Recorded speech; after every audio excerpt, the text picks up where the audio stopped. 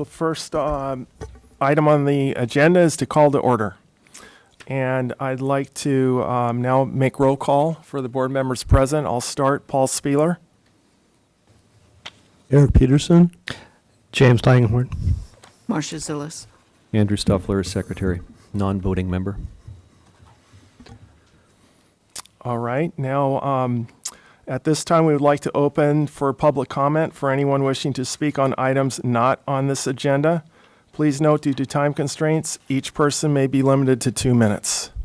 Do we have anyone from the public that would like to speak on anything other than what's okay?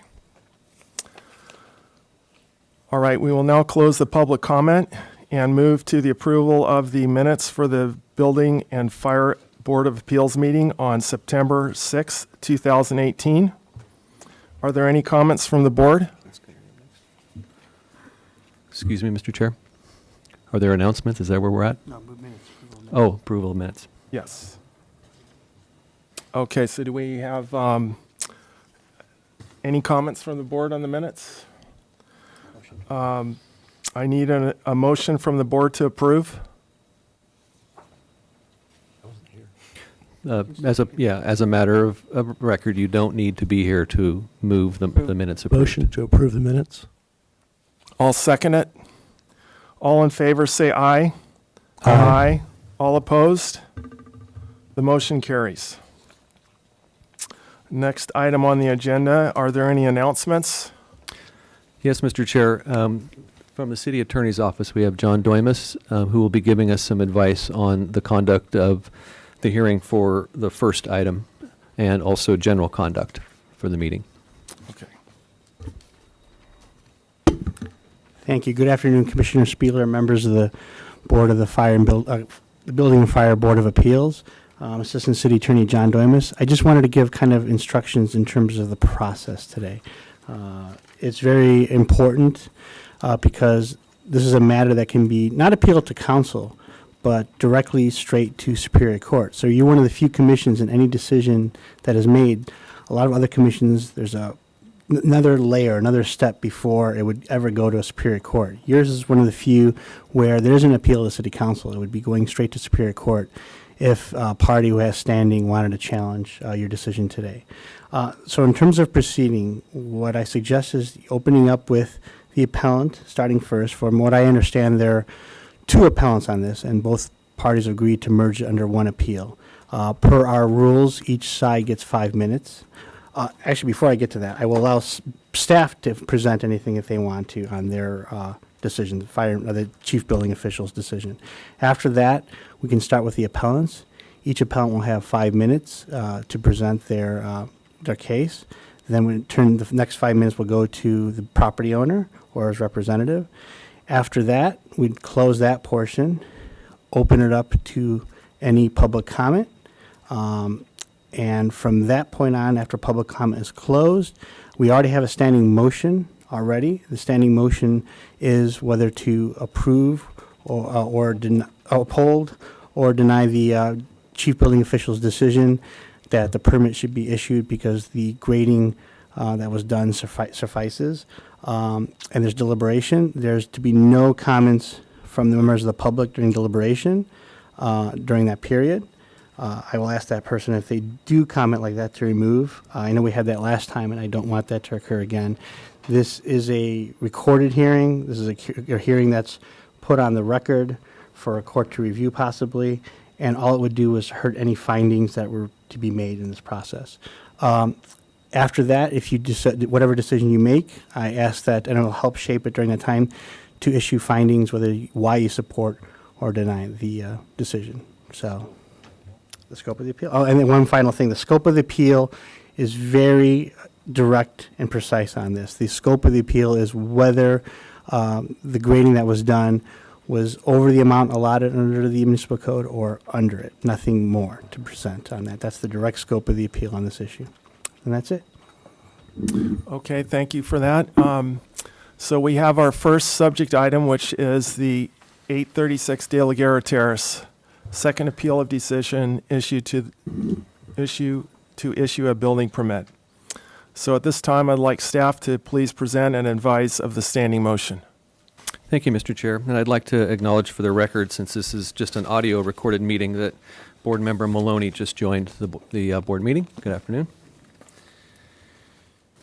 836 De La Guerra Terrace. This is the second appeal of the decision to issue a building permit for this accessory dwelling unit, or ADU, building permit. At the hearing on June 7th of this year, this board directed me to make sure that the grading of the earth on site did not exceed 50 cubic yards. That 50 cubic yards is a critical figure because once you exceed 50 cubic yards of grading, you need a grading permit and you need single-family design review board review of the grading. The building permit was originally issued with the understanding that it was not more than 50 cubic yards. What we did was we contacted Marburg, the hauler of all the refuse and soil off of the property, got a detailed account for what was in each load that was hauled off-site, whether it was rubble or soil. They have 11-yard, I think I have it, there's an email in the staff report that documents how we calculated the total amount, or estimated the total amount of grading that was done.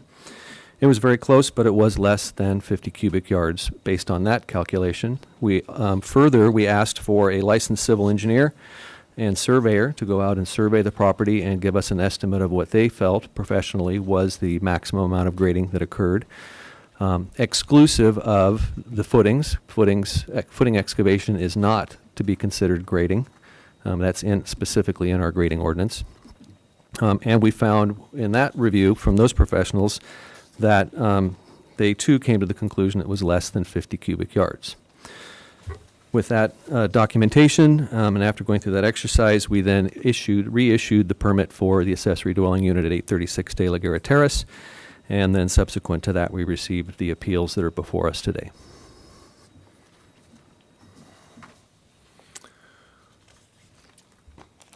All right, thank you, Chief Building Official, for that staff report. At this time, I'd like the appellant to please present your request. Yes. Hello. Good afternoon, members of the board, staff, Assistant City Attorney Doimes. Thank you for your time. My name is William Curran, and I'm here on behalf of 50 neighbors who are opposed to the proposed and permitted ADU at 836 De La Guerra Terrace. This is our fourth time appearing before the board, and I'm told we've been here so often they're going to put our pictures up on the walls. So we were informed yesterday by email from Mr. Andrew Stuffler that the decision that is being appealed and heard today is the decision to reissue the ADU building permit after addressing the June 7, 2018 board's moved, seconded, and affirmed motion to overturn the decision of the chief building official to issue the building permit and to require confirmation of the quantity of grading and the number of cubic yards of soil removed and to be removed from the site. All of the testimony and evidence submitted during the hearing tomorrow must be relevant to this motion, or the testimony will be ruled as irrelevant. This came as a bit of a shock, as the appeal we filed on August 22nd raised many issues other than just grading. We intended on bringing up the issue of fire safety, as the neighborhood disagrees with the position of the fire department and wanted that on record. We also plan on bringing to the attention of the board all the many inaccuracies and discrepancies regarding this proposed ADU. I must admit I'm a bit confused on how grading became the sole issue for the reinstatement of this permit. I've listened to the recording of the June 7 meeting numerous times, and while grading was discussed, it was not the sole reason for the denial of the permit. When Mr. Stuffler asked the board to cite their reasons, for the record, Mr. Langhorn was the only one who actually stated the grading. He also cited the height of the ADU and is concerned with the access road. Ms. Elliott believed and stated quite forcefully that this ADU should not be built. Mr. McClellan cited the hazard and danger, and Mrs. Ellis and Mr. Maloney were looking for ways to make this ADU fall under the Santa Barbara ADU ordinance. Yet the city is determined, and I think unfairly, that we must confine our arguments to the issue of grading. I wonder why this wasn't brought up when we filed our appeal on the 22nd, or in the 4 weeks when our appeal was moved from September 6th to today. Nevertheless, I will confine my remarks to the grading issue, but I hope that you'll give me a little bit of leeway if I should stray a little bit off course, as it was difficult changing my entire presentation in a matter of hours.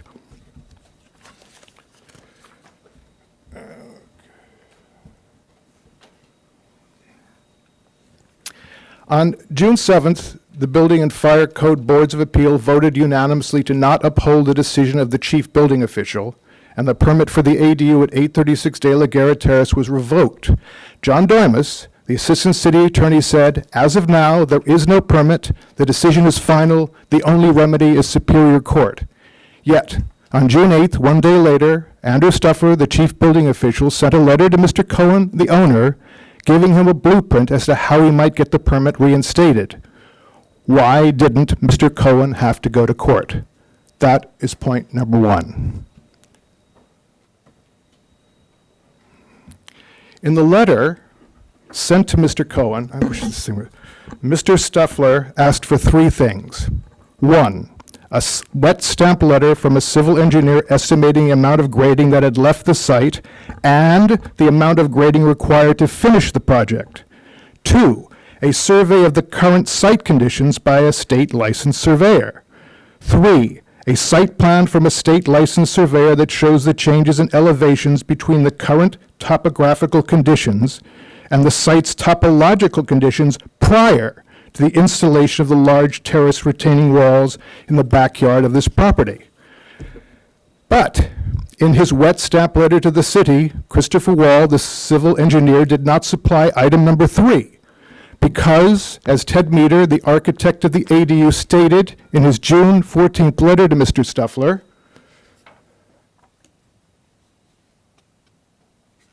no professional licensed surveyor will put their stamp and signature on a map of unknown and unverifiable historical topographical contours.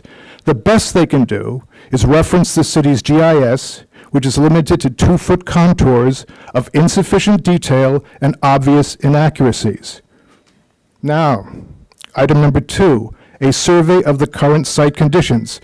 Now, may I say, I've been to several of these. And I'm sorry to interrupt. I don't mean to ruin your train of thought. If the 5 minutes expired, I do think we should give one more minute to the appellant, and then afford the same amount for. Excuse me. We've been here several times before, and we had neighbors come and sign and giving us their minutes.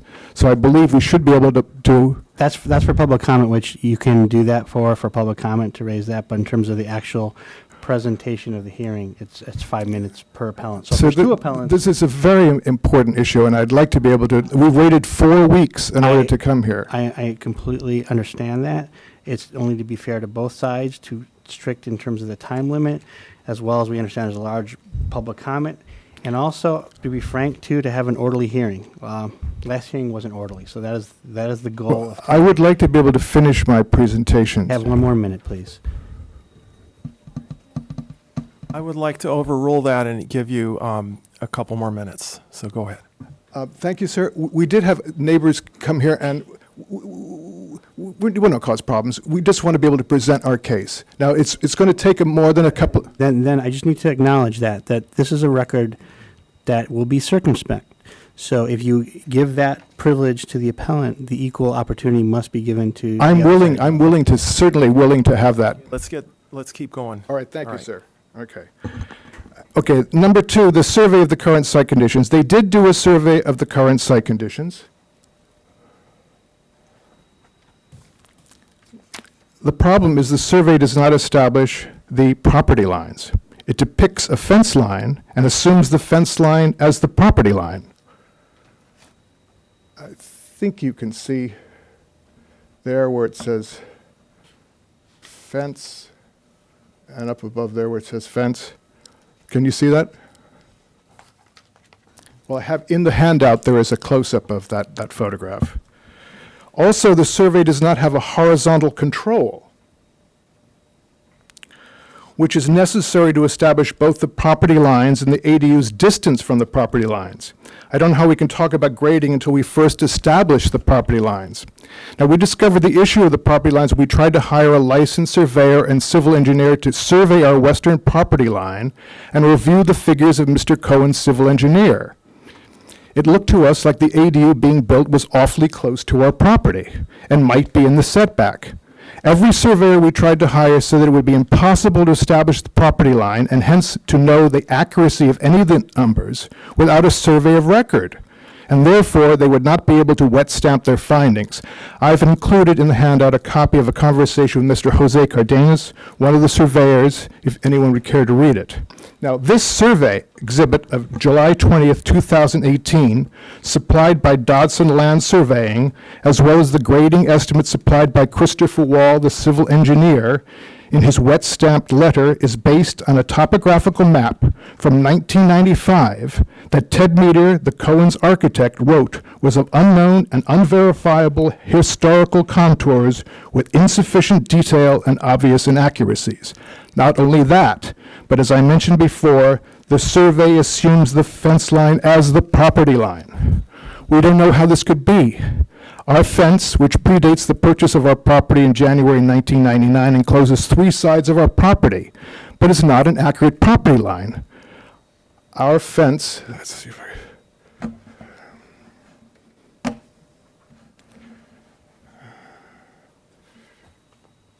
There we go, our fence. Our fence bows all over the place, and it's only good for keeping our dog in.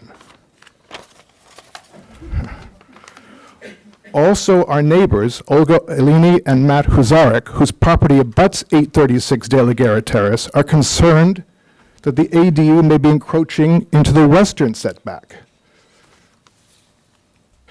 Recently, one of our neighbors did a survey for the remodel and found that what they thought was their property line was 1.5 feet off, and they had to tear down and rebuild a large wooden fence. So we went looking for answers. We looked for monuments and markers. We looked in the street file for 836 De La Guerra Terrace. We went to the archives. We looked up aerials. We went to the county surveyor's office, but no survey for 836 had ever been recorded. So where is the property line? To date, we have seen no survey stakes establishing the property line on either side of the property, yet construction proceeds.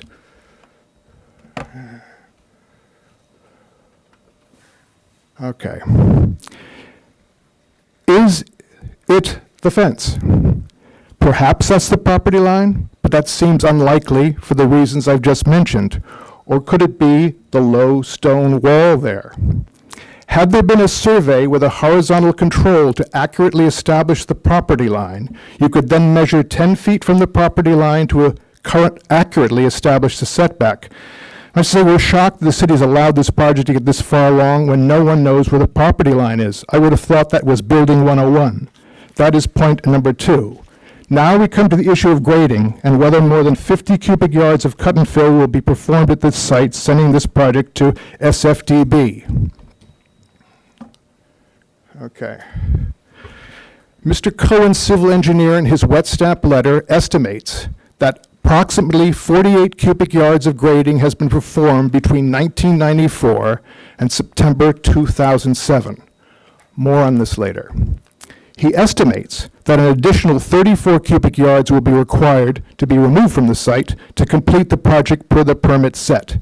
He estimates that 15 cubic yards of grading outside of the ADU building footprint has already left, bringing the total to 49 cubic yards. Therefore, we're really only talking about a question of an extra 1.01 cubic yards leaving this site in order to send this project to design review, though you will see it was way more than that.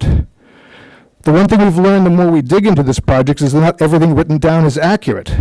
For instance, on sheet A1.1 of the plans for this ADU, it states under proposed grading plan and info that this project is less than 1 acre and less than 15% slope. That is not accurate. It's not even close. May we have a point of order with regard to the time of the presentation? One board member apparently has overruled the rules. Do we have an estimate of how long this will take? If another board member would like to entertain a motion to limit the time to a certain amount, they can do so. Other than that, How much more time do we have? I would try to do it in 5 minutes. Would that work for you? We're now getting to actually the actual crux of the matter. Okay, 5 minutes, and then that's it, all right? Okay. Okay, but Can we just, for the record, say that's Mr. Spieler, Yes, this is Paul Spieler. one board member, making this decision? I understand. So I will open up to a vote for if they want to continue to go for a 5-minute period of time. So do we have a second on the 5-minute? Second. Do we have a vote? All in favor? Aye. Aye. Opposed? Any opposed? Okay. So we have it. The ayes have it. Is it 4-1? The other point in order to is to mark the total amount of time. Do we have that right now? What we have total? I have it. Okay. Yeah. So to make sure, then what is the total? Complete total? Started at 2:45, Okay. So, so I've got 2:58 right now. okay. So we have 303. So we have 18 minutes that will be afforded to the appellant. 23. So is it 23? Well, 18 plus the 5. Oh, okay. 23. Thank you. So I'm aware. Thank you. may I begin now? Yes. Okay, thank you. For instance, in the plans for the city, it states the proposed was 15% slope. That's not accurate, as you can see from the shot of the parcel, but I'm not sure you can see it, though it is in the handout, that the city's own record says this parcel states that the slope is 21%, which is a significant 40% increase. Now, Mr. Stuffler states in his June 11 email to his staff that he learned via a phone call with Marburg that 12 loads of material were removed from Mr. Cohen's property between April 17th and May 24th. These are 11-yard containers, so 12 of them could hold anywhere from between 120 and 132 cubic yards. Mr. Stuffler asserts that these 11-yard containers can only be filled to 75% of their capacity and that 99 cubic yards left the site. But as you can see in this photograph, this is one of the 12 containers leaving the site. There's certainly more than 75% filled. Not only is it filled to the brim, it's been compacted to get as much soil as possible into the container. The other containers were filled in a similar manner. So, if the containers were, say, 90% filled, not 75%, an additional 19.8 cubic yards of soil were removed from the site. Marburg also states, as do the architect's plans, that all containers would be covered with a tarp. None of the containers were covered, and this makes me question the reliability of Marburg's information. Mr. Stuffler asserts that 12 of the 6 containers are filled with concrete. That's not accurate. We witnessed each of the containers leaving the site, and only the first 2 were filled with concrete. This is how the bulk of the concrete left the site.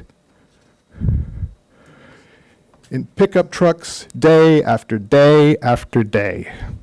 And Mr. Meter, the architect, contradicts Marburg's numbers, stating that in his June 14th letter that he estimates close to 80 cubic yards, which would be 8 truckloads of soil, not 6 had been removed from the site. He says, and I quote, 100% of the removed earth so far has been from footing excavations and 0% has been from earthwork that would be included in the grading estimate. He underlined that for emphasis, but that is clearly incorrect. Mr. Wall, the civil engineer, contradicts Mr. Meter, estimating that 15 cubic yards of grading outside of the ADU building permit has already left the site, but that is wrong as well. Now, this is where the whole issue is. Here's the patio area just behind where the ADU is to be situated. This is one of the cut areas described in the grading plan.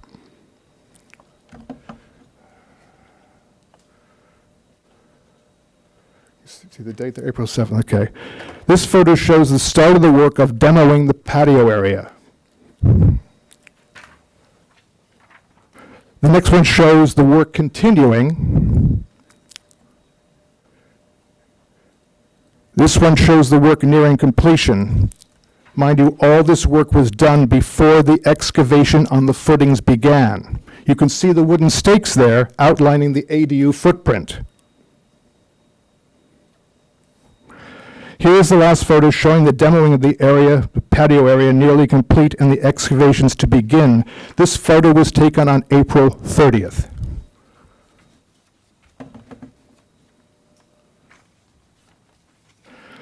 The following 3 photos show Marburg roll-offs leaving 836 De La Guerra Terrace. The dates are April 20th, April 26th,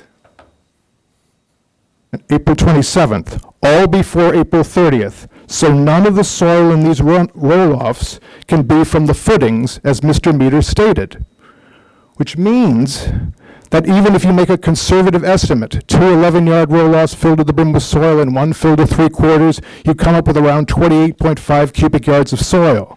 Plus 2 other containers filled with soil left the site before the footings were begun. I don't have photographic evidence, but I have a notation of when they left, which would raise the total to around 48.5 cubic yards, in line with Marburg's numbers. Choose whichever number you're comfortable with, 28.5 or 48.5, and add that to the 34 cubic yards that the civil engineer says are still to be removed from the site.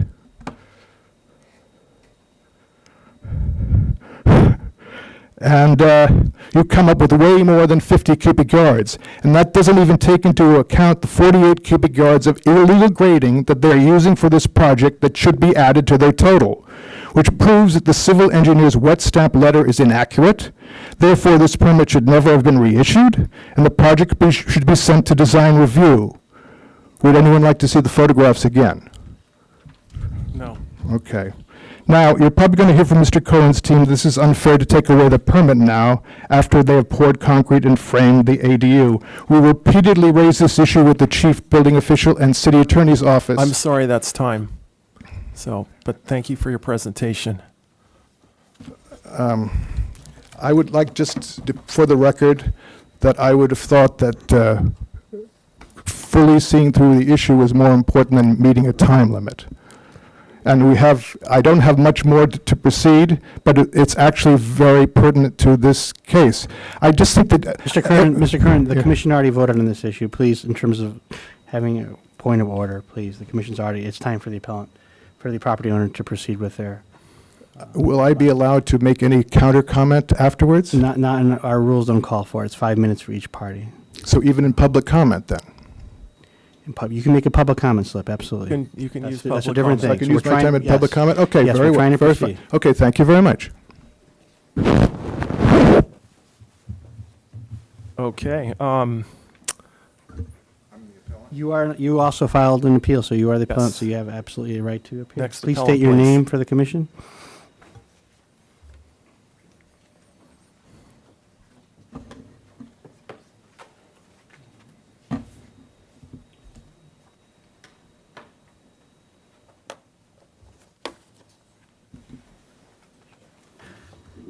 And again, to be fair to all parties, you also have 23 minutes to speak on the item.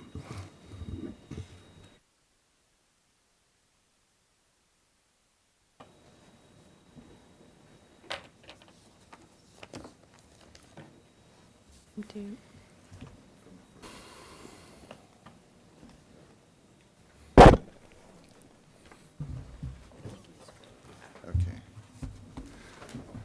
Let me just get oriented here before I start, okay? Yeah.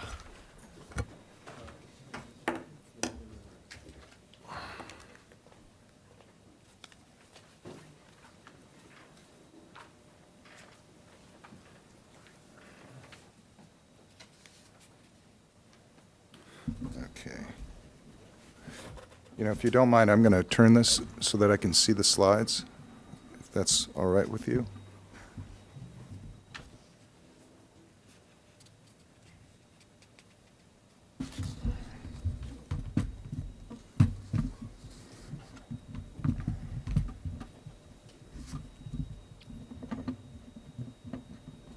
Wow, this thing is goosey. Good afternoon, ladies and gentlemen of the board. My name is Miles Barrett. I live at 845 De La Guerra Terrace. I'm across the street from the property that's being discussed here. Mr. Stuffler failed to point out that there were 2 things that would be triggered by this 50-yard grading benchmark. There is the requirement that it be reviewed by the single-family design board. And secondly, and according to the Creeks Division, this comes from the all activities summary file, Last October 2017, Mr. Markey said that if design review is required, then it must comply with Tier 3 stormwater management practices, program practices, which is also very, very important. I didn't want that to get lost. Ironically, Ted Meter, the architect for this project, almost boastfully in his letter of protest to Mr. Stuffler after the project was stopped back in June, he says, "For this project, I carefully designed the site and placed the structure that the project would result in less than 50 cubic yards of grading, excluding the footings, primarily to avoid SFDB review and Tier 3 SWMP requirements, which are both onerous and costly." Just think about that.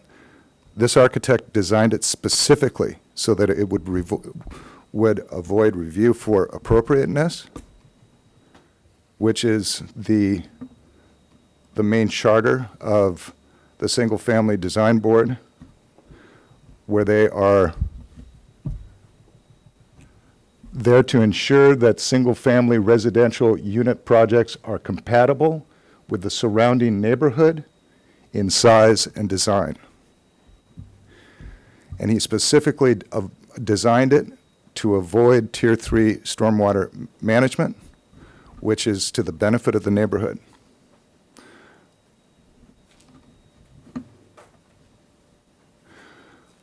This slide is of the neighborhood itself. I'm going to go this way because I can't see that far. Right here is the subject property. This is my house, and all water, all the nuisance runoff that comes off this property travels down his driveway and either goes down my driveway or it goes through the end of the cul-de-sac and comes down a little culvert and crosses down my driveway. And then it is supposed to go down a drain to the creek and then down below to the sheaths. This is the location of Richard and Vera Sheaf. Here's the same view looking from the north to the south. Now, for years, this is what I've put up with. This is a rainstorm, a typical rainstorm, not like the small one that we had yesterday. But you can see the culvert. That's the runoff that's coming from his house. It's also coming from the cul-de-sac. If the drain doesn't have it, it spills off and goes across my property, over my hillside, down to the creek. The sheaths, on the other hand, have a little different story. This is a gully washer, and you can see what happens to them. This has overwhelmed the culvert that is right there, or the drain that's supposed to go underground, and it does that. There was audio here that was was Richard sighing very heavily in the background there. So that's what happens to us right now.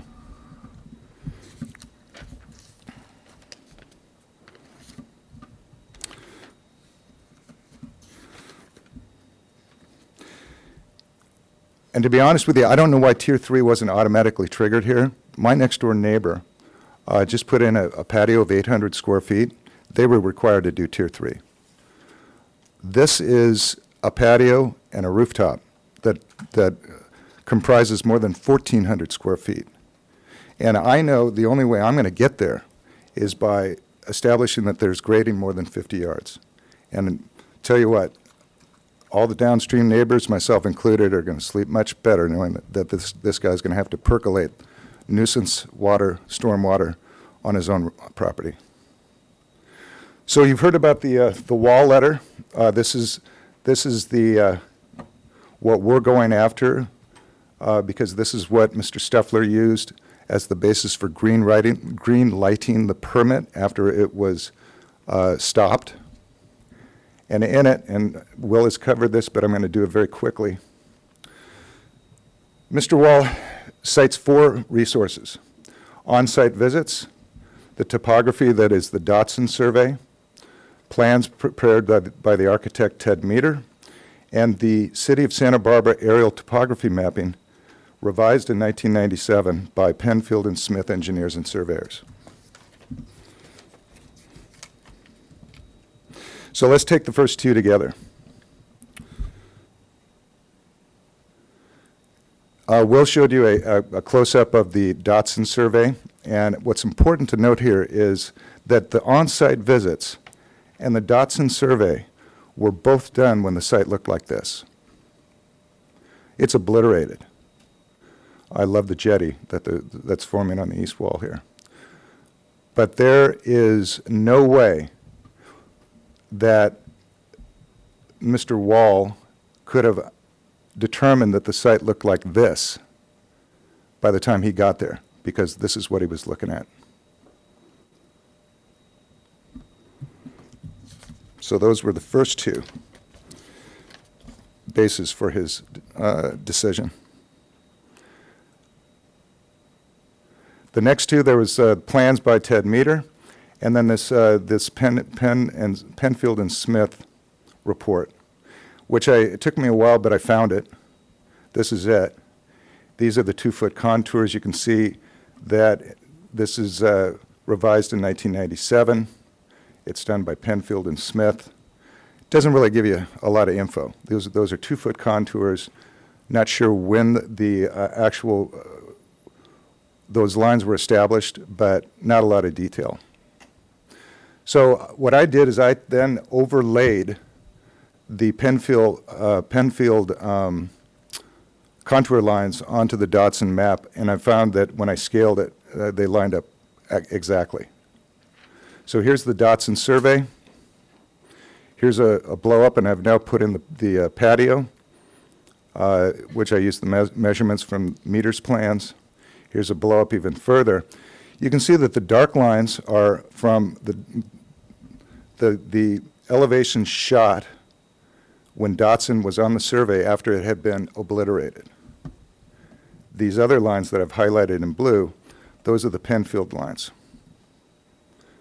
They line up perfectly. But you can see that the elevations are much different from the Dotson survey than the Penfield topographic survey. And again, neither of it is what is shown here prior to the construction. All right, lastly, we have Ted Meter. In the letter that Will has referenced, he makes the following assertions. You heard about the 80 cubic yards, that 100% was supposed to be from the footings, and that he also says that much of the footing excavation is 6 to 8 feet below grade, as required by the geotech. And here's his picture in evidence of the 6 to 8 feet. And what I'd like you to note here is those are 2x4s right there. There's 3 of them.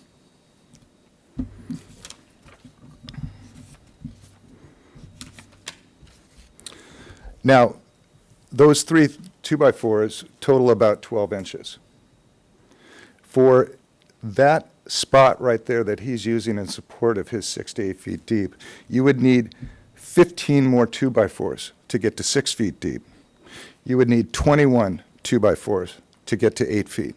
And I'm 6 feet tall. I used to play a lot of volleyball. This is 8 feet tall. I know this. This is the top of the net.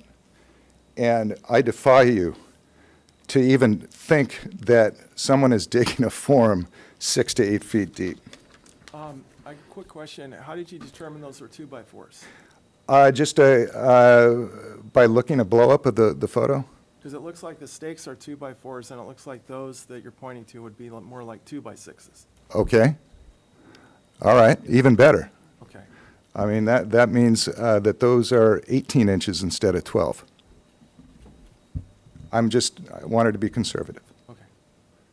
So he also, I calced the footings that would have been required, and I put it in the context of a goal seek to what would it take to pull 80 yards of dirt out of the footings, given the meter plan's dimensions.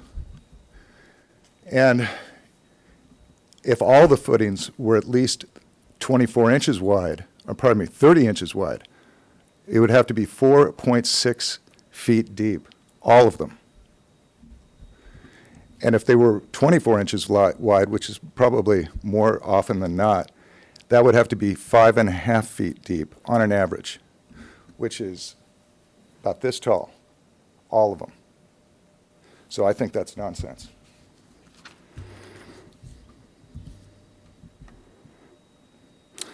There is also something else going on here. If you look at the Penfield and Smith lines, those are the contours. If you look at the meter lines taken from his grading plan, and this is an estimate, and I put that on there on the slide, because the city would not let me take a copy of his grading plan. You'll see that they track fairly close to the Penfield, except for those top two lines, where they are much further separated between the 224 and the 226 line. What that does is it decreases the elevation change and also coincidentally would decrease the grading calculation. So Mr. Wall takes all of this information. Again, remember, this is what he's basing it on. And he comes up with these, I'd say conclusions, but no, he's very careful to couch them as estimations.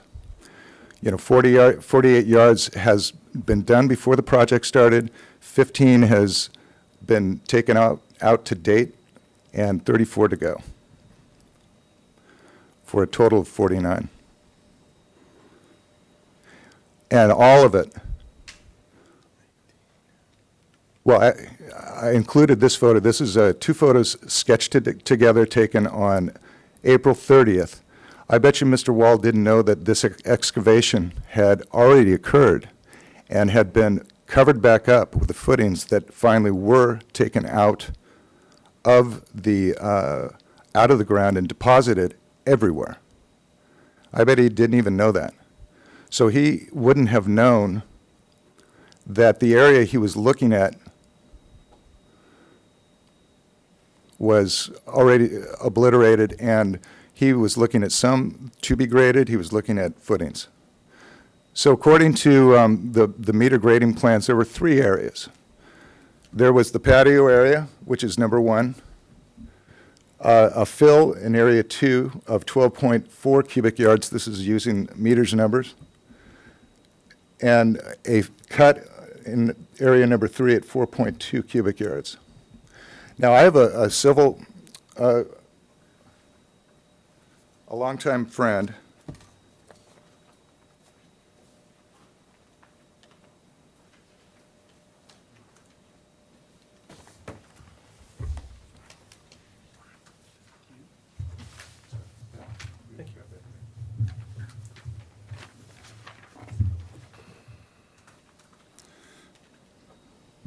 who is a licensed civil engineer and land surveyor. And I asked him to take the meter grading area of number 1 using the Dotson survey with the patio laid in there and give me a calculation of what's there right now. And this is as of the Dotson survey on July 20th. And as you see in his final paragraph, he concludes that there's 30 yards of material left to be removed there to take it down to the elevations that Meter had put in his grading plan. And he did it by doing a pancake method, which is, I'm sure you all know that basically you separate all the elevations and add up the area in each and then total it.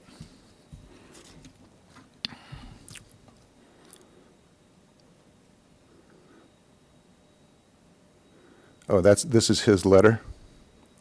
All right, so according to, well, if you add those up, you've got, from what we've heard from Will, who I witnessed the removal of product before the gradings, before a shovelful of footings had been done, that's at least 30 yards. He's saying it could be a 50, but he's got photographic evidence of 30. The area number 2, that's 12.4 cubic yards. Area 3, 4.2 cubic yards. And area 1, from Mr. Greenhall's calculation, 30 cubic yards. That's 76.6 cubic yards, which is way, way over 50.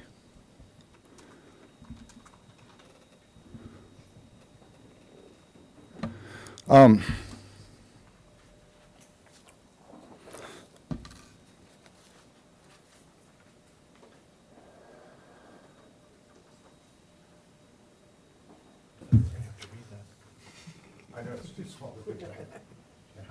too old.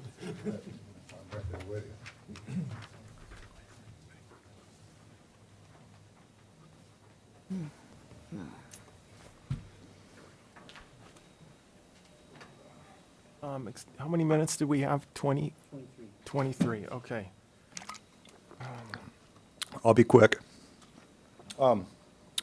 This is a letter from Kyle Butterwick. He appeared in June and would be here today, but he's attending his daughter's wedding. He takes a different tact, and I'm going to read just starting in paragraph number 3. He says, the zoning information report prepared for the property dated May 15th, 2013 disclosed a zoning violation in the form of illegal grading that required, according to the city, design review approval and a building permit. I'm going to let you read this. I don't want to run out of time because I have one more handout. Oh, I'm sorry. Kyle is the retired community development director with over 37 years of experience working with the cities of Laguna Beach and Dana Point. Yeah, please.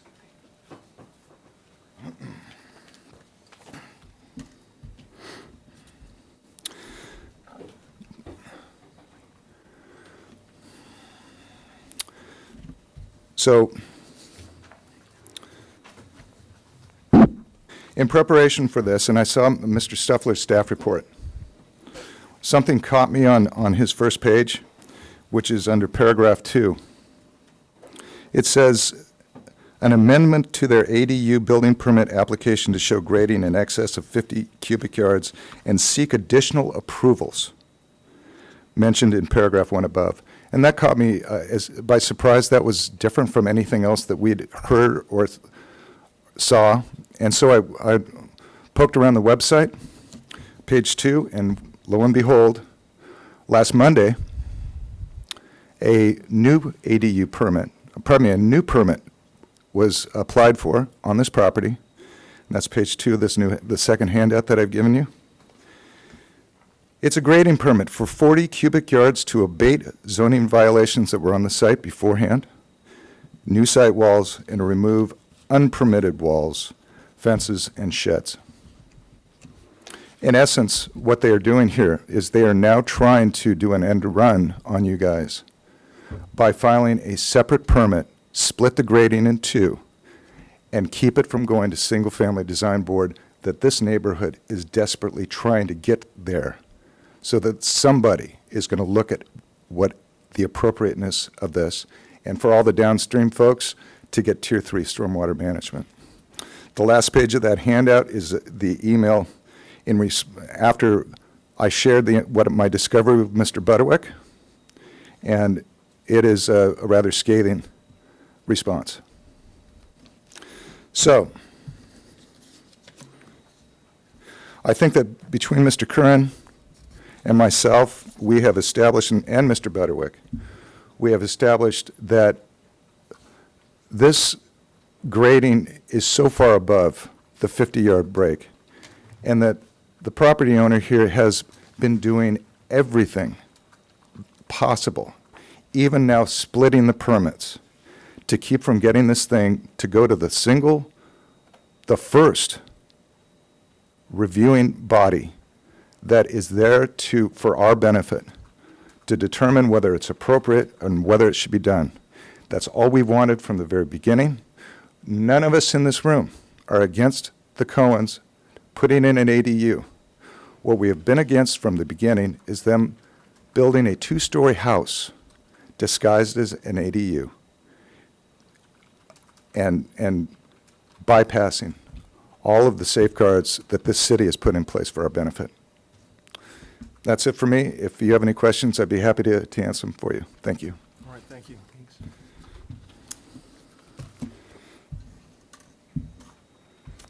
All right, I'd like to request that the next appellant to please present your case. Commissioner Spiegler, there's no other appellant, so now it's time for the Okay, property owner to All right. present his. property owner. Thank you.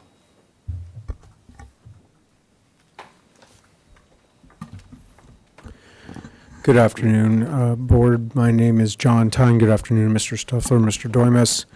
My name is John Tyne. I'm an attorney for Abraham Cohen. And Ted Meter is here. I'm going to ask him to address some of the things that were said about him during the presentation. I will try to keep our comments well within the 23 minutes. I feel for you. I know that this is hard.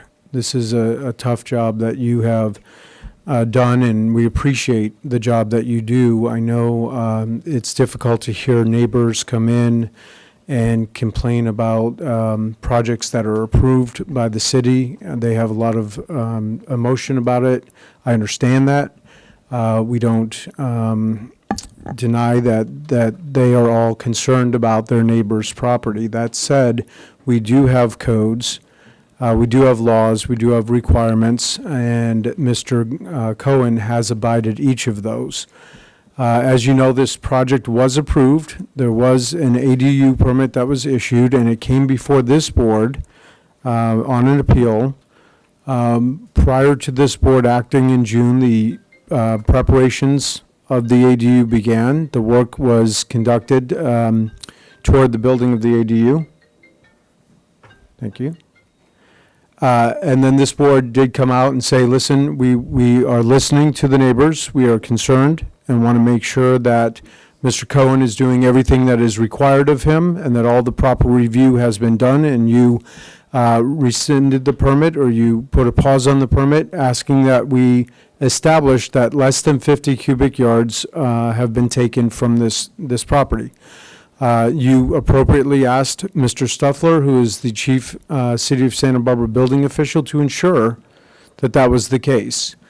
Mr. Stuffler, in his own discretion, identified the procedural requirements that Mr. Cohen would have to observe in order to establish that, in fact, less than 50 cubic yards was removed from this site for the specific of the ADU. And you were told by Mr. Doimus today that that is the sole issue for this hearing, and he is correct. The sole issue for this hearing is whether or not 50 cubic yards has been removed for the permitted work under this ADU. You just heard from one of the appellants that we have applied for a second permit. That was, in fact, done on Monday at my direction, because we believe that part of the manner in which some of the appellants were reaching the 50 cubic yard is that they were including yardage that had allegedly been done by the prior owner with respect to some retaining walls. And so I said, well, let's have a separate permit to ensure that that is not the case. We'll have a separate permit on an as-built for those retaining walls, and any cubic yards that are associated with that project will be allocated to that permit. And therefore, we're only going to look at what was taken for this ADU. Mr. Meter, as I mentioned, will mention to you why his calculations are correct, and the fact that he has specifically designed this project to remove less than 50 yards. That is, in the entirety of the second appellant's comment, is that it is a project that was designed to remove less than 50 cubic yards in order to avoid certain triggering of certain review. That is not inappropriate. That is, in effect, operating within the rules. That is, in effect, knowing the code and abiding the code. And it's all but an admission that less than 50 cubic yards were taken from this project for the building of this ADU. in reaching your decision on that matter, you'll need to review the evidence at hand. Mr. Stuffler established for Mr. Cohen the method by which Mr. Cohen was required to prove that his project was complicit with this board's direction and to establish that less than 50 cubic yards were removed from the site. Mr. Cohen did that. He did everything that he was asked to do. And in fact, throughout this entire process, he has done everything he has been asked to do by the city, by this board, and by any other oversight committee that has spoken with him about the project. He has played by the rules. He has designed this ADU to legally conform to the requirements and the codes that we have. He's built it according to those plans. He's responded when you directed the building official to go out and to make him establish what, in fact, he has removed from this site. He did that. He got the proof that Mr. Stuffler had requested, and Mr. Stuffler then said, okay, you have satisfied the condition that the Fire and Building Code Review Board has, in fact, established, and so because you've satisfied that condition, we will allow this permit to proceed. Mr. Cohen relied upon that, and he did, in fact, continue his construction, and he does so today because he is playing by the rules. He is doing what was said. He did not do any work when the permit was suspended. He instead had to hire counsel. He had to hire engineers. He had to hire professionals. He had to create reports that were required by the chief building inspector, but he did it. He's done everything that he was supposed to do, and your role today is to recognize that, and if you determine that he has complied with the code, that is what you're being asked to decide. And if you can agree with Mr. Stuffler, the city chief building official who has advised you that he is satisfied that this project is complicit with your conditions, then I beg of you to please allow this permit to continue and to avoid further delay and cost, which really does not benefit anybody in the end. I would ask that Mr. Meter please come up and mention with respect to the 50 cubic yards, because he was talked about quite a bit in the appellant's case.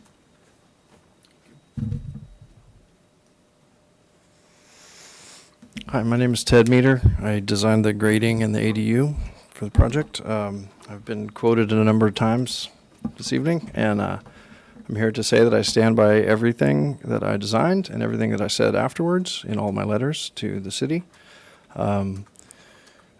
This project was tasked with staying out of trouble vis-a-vis the stormwater management program, Tier 3 requirements, which would cost somewhere between $6,000 to $7,000 just for the consultant, a good 6 to 8 weeks to perform, and would probably result in additional cost to the homeowner of about $10,000 in mitigation requirements. So it was a no-brainer from the very beginning of this project that we would do the minimal amount of grading required, and to, ironically, to cut it less deep into the hillside to avoid doing the grading. This project has a 3 to 4 foot retaining wall right behind it.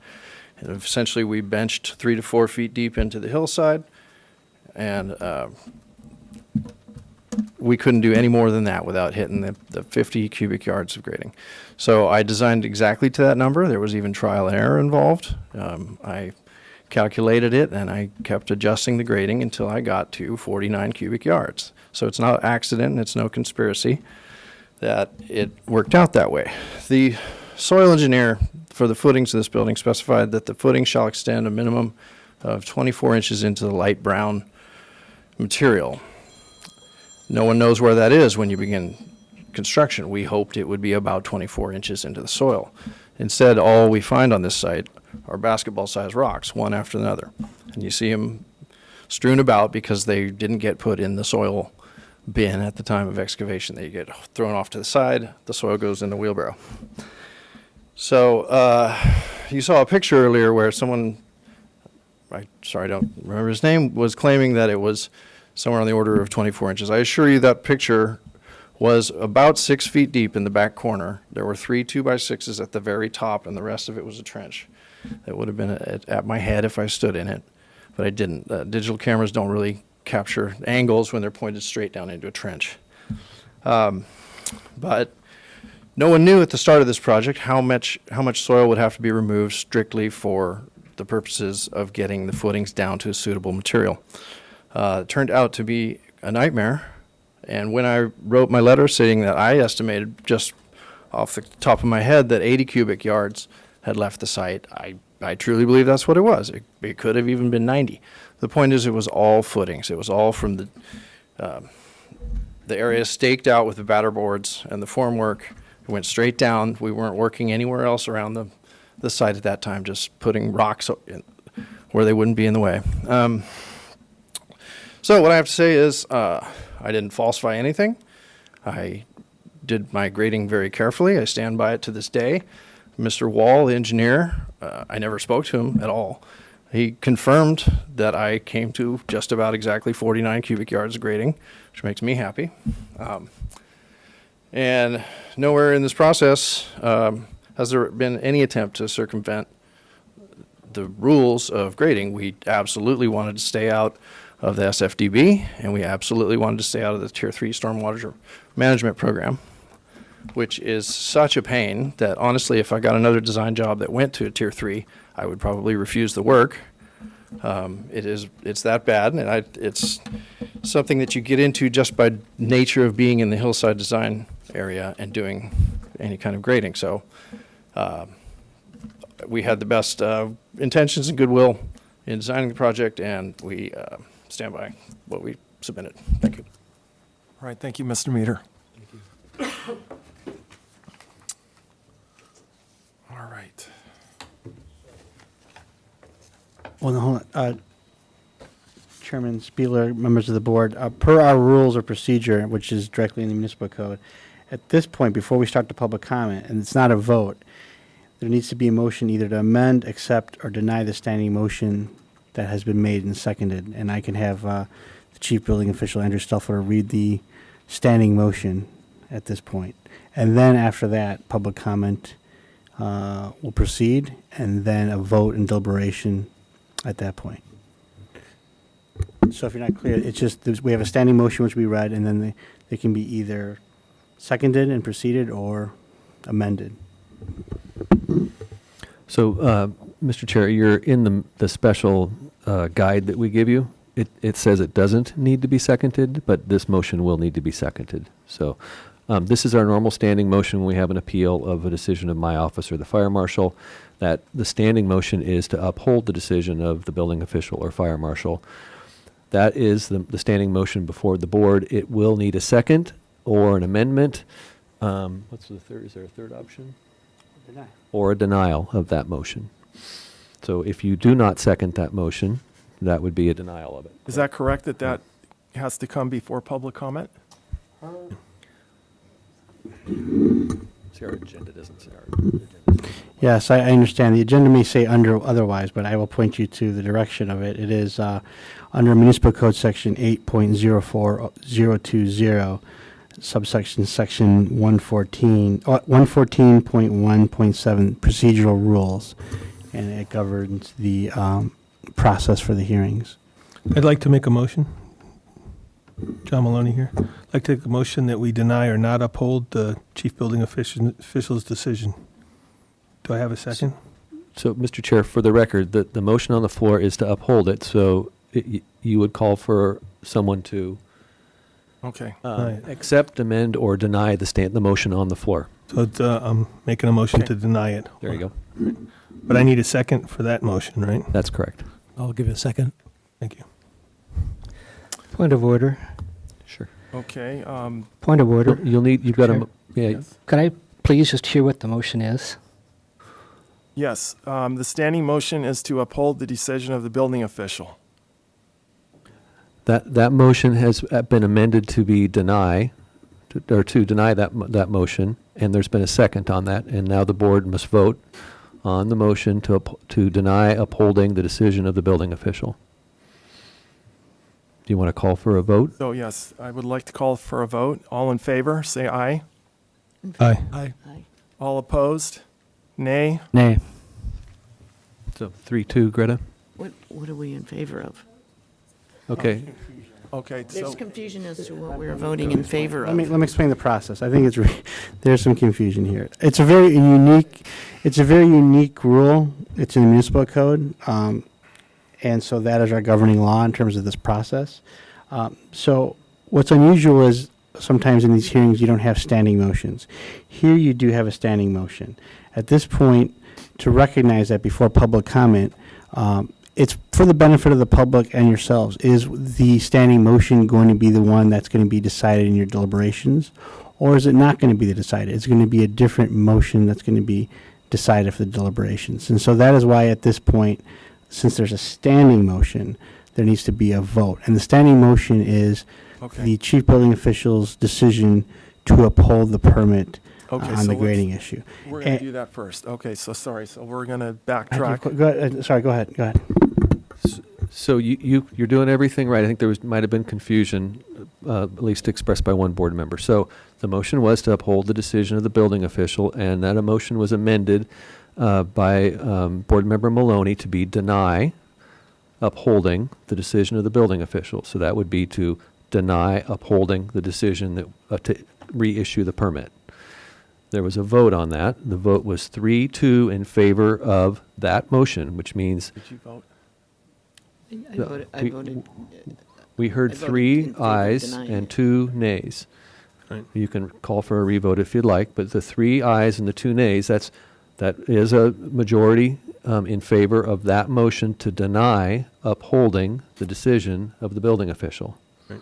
So the board just acted, and you now, for sake of further discussion, what do you want to do? You have denied the decision to reissue the permit, and now I believe that's the next item before the board, correct? Okay, so now I take it we're open for discussion among the board? There's a lot of confusion, and so I'm gonna, and I hate to do this, and I apologize. It's something I should have come and talked to the board about, because you have your procedures and your rules, and then there's this municipal code. What would be easier probably at this point is, in order for a clear record, I think it makes sense to not deviate too much of what you've done before. We're still going to get to the same place we need to get. So at this point, I think we should open to public comment, go to that, then vote on the standing motion. Here's the important thing that you need to remind when we do that. We have a standing motion, that needs to be voted on first. If it's denied, then a new motion needs to be made. The important thing is that I need to instill in you, which I'm glad we at least went through this little rehearsal here, is there needs to be findings when you have a decision to be made. I can guide you on that. And then here's the importance on this. This, like I said, through the code, this is not appealable to City Council. It would be appealable in a review to Superior Court. There's a litany of case law that provides that great deference is given to administrative decisions, which that means is the court doesn't like to disturb the decisions of the boards. They look for either procedural errors, they look for either arbitrary or capricious reasons to overturn something. In order to give a guiding light to the Superior Court, there has to be stated findings within that would guide you. So at this point, to be fair to all parties and not interject any kind of confusion, I think it would make sense to go to public comment, rule on a standing motion, have a decision. If it's voted on, if there's a decision, there needs to be findings as to why voted on, or vote to another issue in terms of any amendment to the order of the building official, or to uphold it, or uphold the permit. So I think that's the process. So to make it easier, I think we should go to public comment and then entertain this issue. So the amendment that was made stands? Is that correct? No, I think we sounded, there was a lot of confusion in terms of, I saw Commissioner, Board Member Zillis confused in terms of what was being voted on. And I think it's safe to say we don't want any confusion in terms of this vote. So it'd be easier, I know there's a lot of members of the public that want to speak on this. I think it'd be beneficial for that to occur and then to deliberate on the final vote. Okay. I guess we'll open to public comment. First person I have cedes to time to rebuttal, or will. So there's another seed to time to Will. Giving my minutes to Will. To Will. To Will. To William or Miles. To Will or Miles. William or Miles. William or Miles. Okay, I'm going to go with Susan Capello. Would you come up? Yeah, I'm going to let Miles go afterwards. Okay, so he goes to Miles. Okay. Miles. So I have Ted Meter. So you're good? Okay. All right. We have to Will again. Can I address, do I get to? Yes, I'm just, you're adding time up here, so. Give me more. All right, so we have Sarah's, Will or Miles, please. okay. Miles. Do you think of running for office? Give my representative minutes to Hockman Appeal. So is that also Miles, okay? And Miles. So we have no other people that wish to speak other than Miles. Okay, Miles. Count cards too? You may. Okay, why don't you come up first, and then we can have Miles wrap it up, hopefully quickly. All right. Oh, yeah. All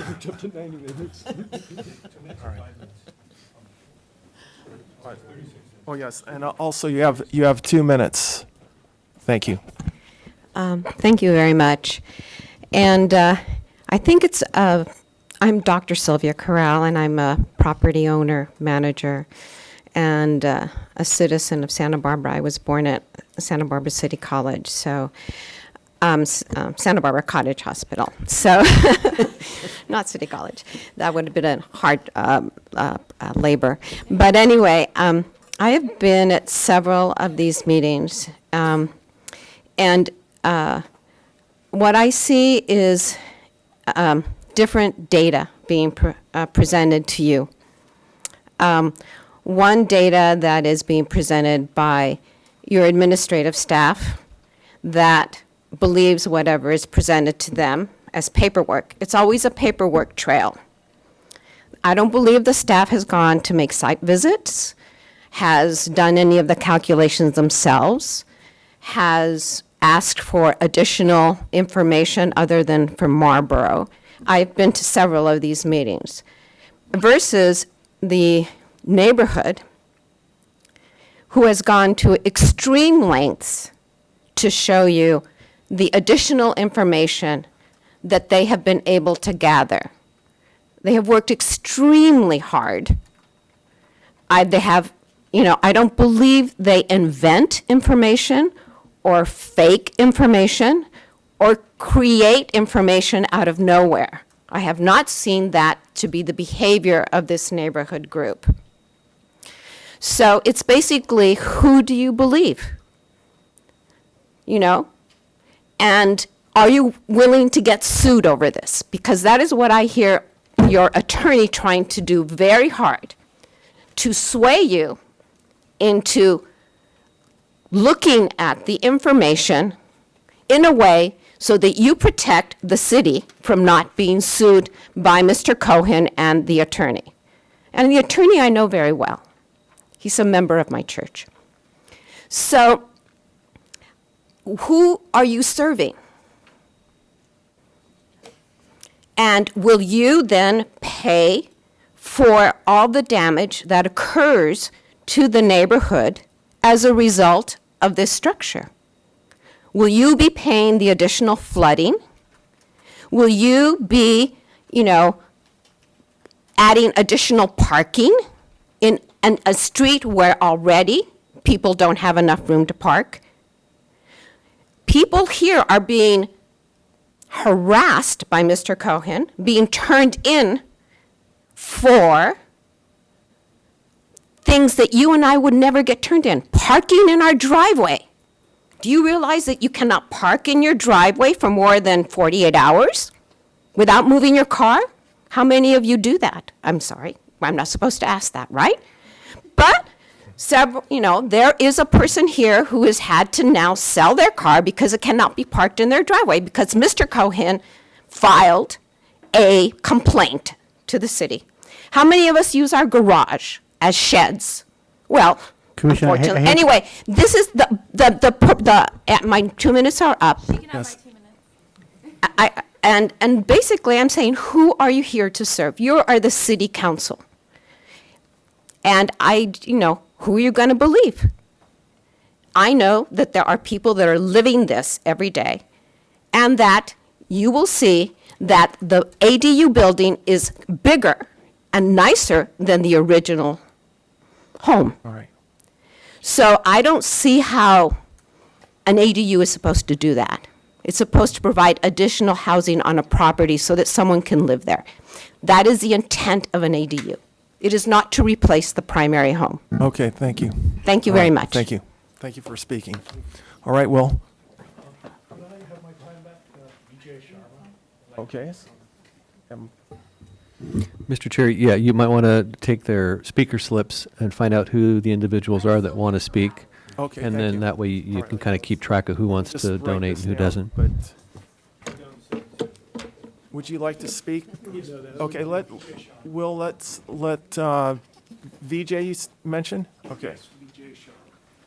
I also suggest for a point of order, if anyone else who has donated time wants to Yes. take their time back, now's the time versus starting a long speech and then wanting it back later. Is in there terms of anyone just bringing else? some semblance of order to this process. Okay, so one more after this gentleman.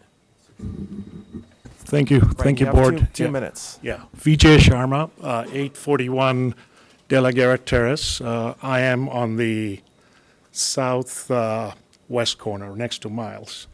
My only comment is on the Tier 3 stormwater management. Recently we did a 700 square foot concrete construction, and I think it cost me probably close to $50,000 to get it done. Implement a Storm 3, So I would recommend that you consider that for this project. Thank you. All right, thank you. All right.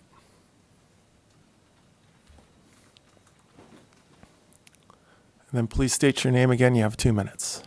Hi, my name is Anna Marie Gott, and I usually don't come to these appeals, and I am usually harassing the HLC or the ABR, and City Council, of course. I came today because I know one of the individuals that lives in the neighborhood, and I met one at City Council a few weeks ago.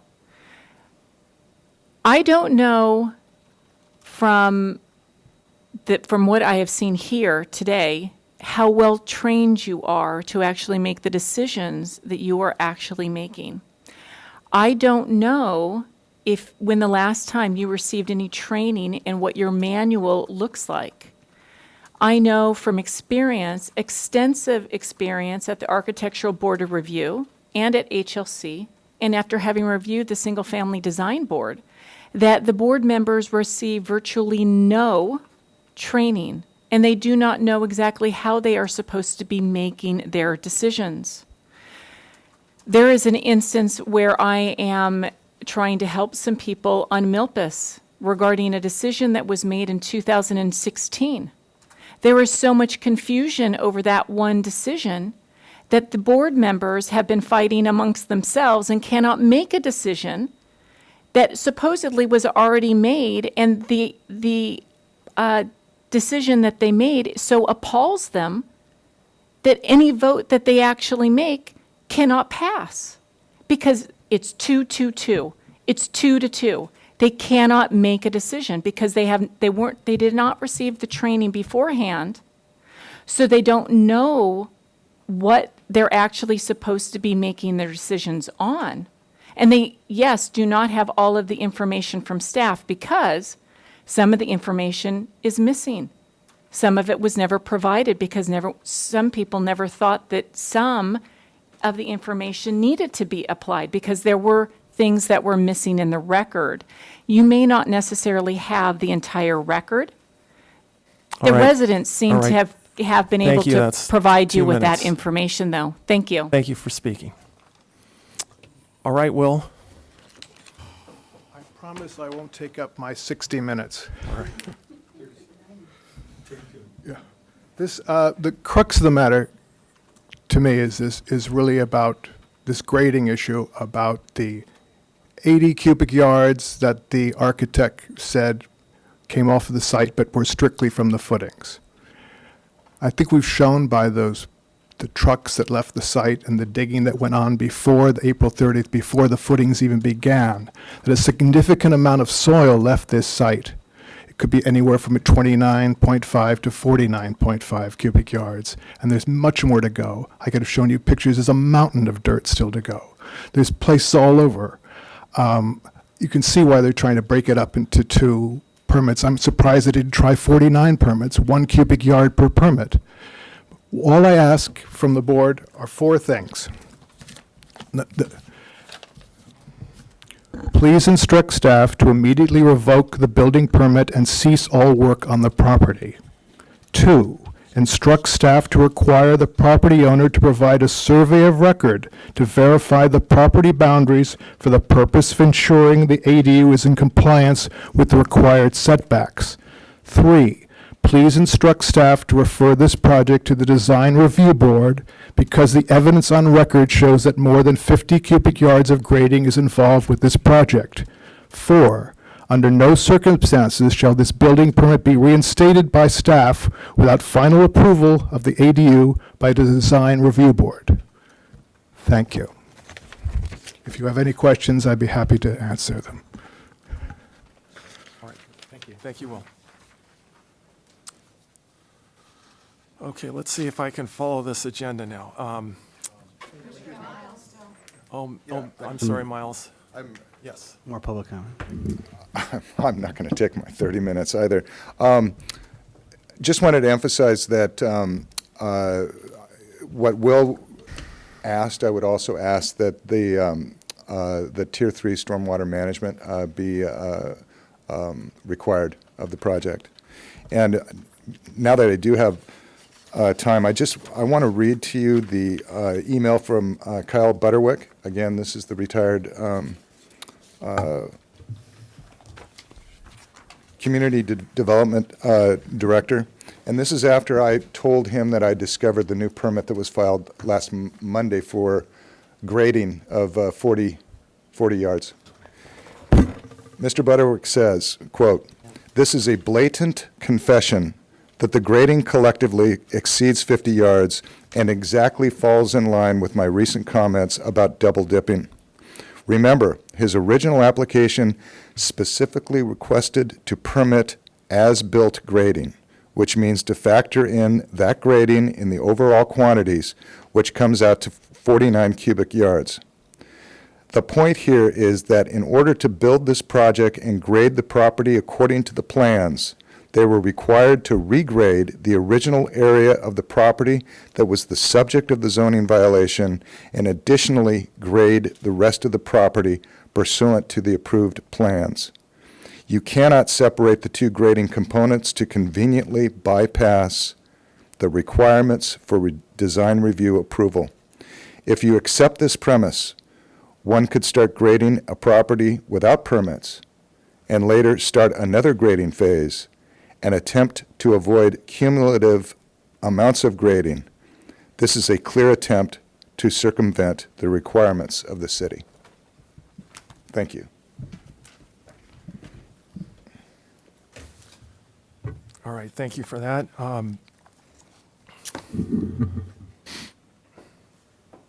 Okay, we will now close the public comment session. Now, are there any questions from the board to the appellant?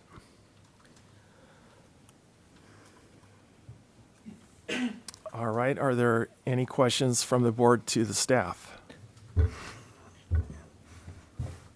I have one question about the property line and the survey's requirements, you know, what is the usual, you know, for the from the building department standpoint, how does that address property lines and, you know, making sure that the setbacks are measured from the proper locations? Mr. Chair and board members, as a rule, building and safety will not require a survey just to confirm a setback of a building from a property line when, in the building inspector's opinion, the setback requirements have been satisfied by obvious factors. Obvious factors could be a fence.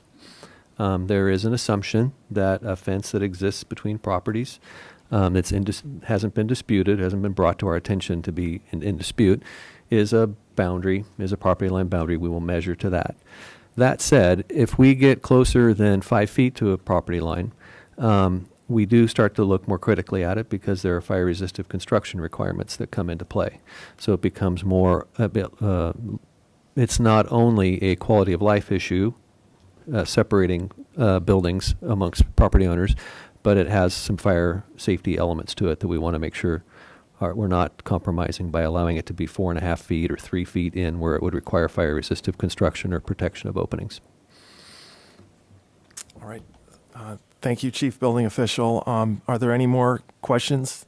Mr. Chair, for staff, between Andrew and the city attorney, could we get some clarification as to where the yardstick, the measuring for these grading permits extends, begins and stops? Because I think there's some confusion amongst all of us on that issue. Mr. Chair and board members, this project has, through the aerial surveys that the city's done, and that you would find on Google as well, this property has undergone grading in the rear yard over the course of the last 2 decades. So it makes it really difficult to try to determine what grading occurred when some of the gaps between the aerial photos or survey or topographical, like LiDAR that's flown over the city that give us the topography, are 10 years, 15 years apart. It's difficult for us to know when did that. We know it happened somewhere in that 10-year period, but we don't know exactly when. So the retaining structures that you saw that were the stacked stone gravity retaining walls that were there, those were built, if I remember correctly, prior to the ownership of Mr. Cohen, by the prior owner, but we don't know exactly when. That no one got a permit for them. They came up on the zoning information report, which was mentioned in some of the testimony that you heard, and the city did recognize them as being in need of a building permit because they were retaining structures on a hillside that would have to get a permit. That was the basis for allowing them to abate zoning violations with one permit and build an ADU with another permit. And yes, cumulatively, they are going to have more than 50 cubic yards of earth. However, the way that the codes are written, you can do that. What you can't do is you can't say, I have a project. This project that I'm going to do necessitates 80 yards of earth moving or grading. I want to get a permit to do 35 yards of grading permit now and come back in 6 months and do the rest of my project. That is specifically to be avoided. That is not how to divide a project. But if you have a zoning information report or any other document that describes pre-existing conditions that necessitated grading, we do look at those separately from the amount of grading that is required for the project of an ADU. That's how we came to the conclusion that we did. I could totally see how members of the neighborhood would say, we don't care whether it's an ZIR or an ADU, whatever acronym you want, it's more than 50 cubic yards, we want to go to design review. I get that, but practically speaking, it makes sense. But legally, when we look at the code, property owners are entitled to do that. That helps. I have another question that's kind of right in line with that. I think it's very clear to me that the design was to be less than 50 cubic yards. There's no question there. It's been corroborated by another civil engineer, and I'm very clear on that. What I'm not clear on is the building code. If the design was for less than 50 yards, but in reality, what was done on site as part of that permit exceeded 50 yards, is there an issue there? Mr. Chair and board members, yes, there would be an issue there, but it would have to be definitive. It would have to be obvious, I should say, to the inspector that the cubic yardage of grading was greater than 50 cubic, or 49 in this case. So we see photos of Marburg containers filled almost to the brim. I mean, beyond 75%, as they told me when I spoke with Marburg. But Marburg did tell me that you can't go by what the top layer of material looks like as the entire contents of that container. That container could have rubble in it. It could have concrete in it. It could have a number of things topped with a foot or 2 feet of earth. So in their opinion, in their the way they classify their containers, when they dump it, if there's any debris inside there, any rubble inside, then it is not soil. It is rubble, the whole thing. That's going to skew the numbers, and the amount of the level of accuracy of information that we can obtain is not very accurate. We're at 49 cubic yards. We're right at a threshold point, and we don't have a whole lot of great information to go by. And having someone survey the site right now is not going to help, because when we try to establish what was the condition before they started, it's lost. That's gone.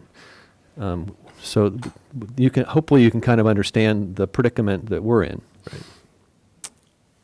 I have a question for Mr. Meter. So you did your calculations, and was that based on a survey that was done by you prior to, to start your calculations? Did you have an accurate survey of the site? No, I downloaded the CAD drawing file from the city GIS. Okay, and all right. That's And- the only information I could find. And what's all right? And then what date is that database? That was the lines shown as a Penfield and Smith survey from 1997. They did the entire county. Okay. And That's all we had. okay, thank you. Mr. Chair, I also had a question for Mr. Meter. Thank you. Because of the site, the topography and such, do you have any need to use grade beams at all? Anything that would lessen the amount of grading that would otherwise have occurred on a more simple site? No, they're continuous footings. All right. There are Thank you. No grade beams. I have a question as well. The structure is a two-story Yeah. that exists there now. And you said, we don't see the soils report, but you said that you were hoping for the bottom of the footings to be 2 feet deep, but it turned out to be a nightmare and be more than that. Yeah, For what, calculating your. The recommendations from the geotechnical engineer just specify what depth to go to, what to look for, and it was specified it shall be a minimum of 24 inches into the light brown material that they encountered in the sample. They estimated at a depth of 4 to 7 feet in the Oh, they recommendations of the report. estimated at 4 to 7 feet, so you calculated for the 7. No, I didn't have to calculate anything regarding the footings. Yeah, to clarify, the footings are excluded from the Excluded, calculation. Yeah, that's right. That's So I right. draw a line around the building, and I don't consider anything from the outside face of the building in. So Right. you have a concrete amount in cubic yards? No, that, again, we don't know. The contractor has a number, and it's quite amazing, but we did not know that going in. Okay. I was going into one other issue, which was the patio. There's two parts of the patio. The patio was done before the property was purchased, and then you had a plan for the patio as well, the rear patio. Yeah, that rear patio is really just a way to put a 3 to 4 foot retaining wall cut into the hill so that we can lower the floor of the house, so that it didn't have to be even taller than it was. And in the calculations that we saw, there was 30 cubic yards. That was the majority of the non-foundation grading, was Yeah, what that was happened in the 10 majority feet of the behind the grading house. was in the rear patio. Yeah. Yeah. And if at any point the city review had said that the grading was too much, I would have turned that 3 foot retaining wall into a 2 foot retaining wall, raised the floor level of the house 1 foot, and ended up with less grading. So it was a push and pull in order to find that balance. So I have another question based on something you just said about the concrete amount. You said that it was an amazing number. Do you know what the number was for the footings for the concrete? Just anecdotally, I was talking to the contractor, and he mentioned something on the order of like 10 trucks in one day. I can't even really begin to tell you what he was pouring Okay. on that day. if he did the All whole right. thing at once or what. Well, It's an 10 incredible amount. cubic yards of truck, that's 100 cubic yards of concrete. Okay. Okay, Yeah. that was for a single day? Yeah, Because that usually would be just the footings, that would be taking up the most volume of the work, yeah, I would assume it went in one day. not but including slabs and things like that. no, no slabs. Okay, This is a raised floor, wood. all right. Okay, I think now we'll, any other questions that the board members may have? Yeah, I still, it's really clear to me that the intention was to have less than 50 cubic yards of cut. And it's not clear to me that that's what's been removed from the site. Where I have a problem is I don't see a way of determining what actually was removed from the site. We don't have any information that gives us exactly what was taken off the site that was associated with the 50 yards of cut or less. That, The Marburg trucks. Right, the Marburg information, but again, that's, you know, a 75%. some of it was hauled away in just regular trucks. Right. And so if you really, clearly, the design intent has to do with grading, the issue of grading, then the follow-through would be to have accurate. Marcia, please speak into the microphone. Oh, I know you want to have. The follow-up would be to have an accurate estimate of what that is leaving the site in order to finish the process of the clear design intent. And that's where I'm having a problem is I'm seeing what was taken from the site, pictures of other people, the appellants, but the owner, I don't see an accurate recording of the design intent. Appellant making a very nice calculation Yeah. and, showing us. Okay, so there's something I missed there. So was there dirt being taken away by trucks other than the Marlboro trucks? Yes, yes. Mr. Chair and board members, according to Marburg, they're the sole hauler for the area, so they are the company that should be taking the dirt from the site. May I just address one question? There was also the question of what is taken and what is to be taken. And there is a tremendous amount of dirt still to be taken from this site. I mean, the question of whether it was 49.5 or 51.5 that actually already left is questionable. It could be even as much as 60, according to Marburg. But I do know there is at least 30 or more cubic yards still to be removed from this site. And I also believe those 48 cubic yards, which were considered the grading which was done prior between 1995 and 2007, should also be considered into their grading plan because they're using that grading for their site. All right, thank you. I understand, and I think. I don't think we can anymore. Well, Close no, that. I mean, here's the issue. Here's the concern. Why? I mean, it's something Ms. Gott raised earlier, and it's a very true issue that I don't know in terms of the level of training. I don't. This is maybe my second time appearing before this board to advise, and it's one of the things I cautioned earlier in terms of trying to keep an ordered hearing for a record, and so in terms of recognition or letting people jump in.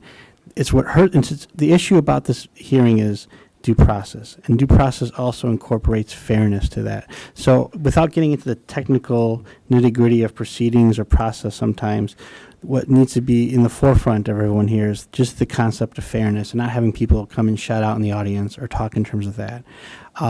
It would be very difficult in terms of at least a fairness issue. That one thing was raised here by the appellant to then silence the property owner on a rebuttal charge, to at least give them that opportunity. But then I really urge you to really keep in mind the fairness that the whole point of having public comment and allowing the appellants they have their voice opportunity. It's time for your deliberations. I think, and my goal is not to run meetings. That's not what the city attorney's role is. It's an advisory position. So I hate myself even thrusting myself into this position. But I think it's fairly fair for the appellant to have his opportunity to speak on this matter. And then have a deliberation. In terms of that, that's very constructive where it's going on. Recognizing then again, we still have a standing motion. The unique thing is that this is an appeal. So it's what it is we already have a decision made by the chief building official, and you are the arbitrator of that decision, whether to uphold it, deny it, or amend it. And with that deliberation, you can vote on that motion, you can deny it or amend it, but when you do so, it's not just above, we deny it. You have to issue findings and reasons as to why. I'm not going to, for the fairness of the process too, I'm not going to give examples to even put that in the ear. But I'm just trying to be clear on that. Specific reasons from what you've heard from the relevant testimony today. And that's all I'll say on this. I will allow Mr. Tyne at least 1 minute, I think that's what it was, to rebut anything. Yes, So- I would like to ask you the question about the dirt left on the site.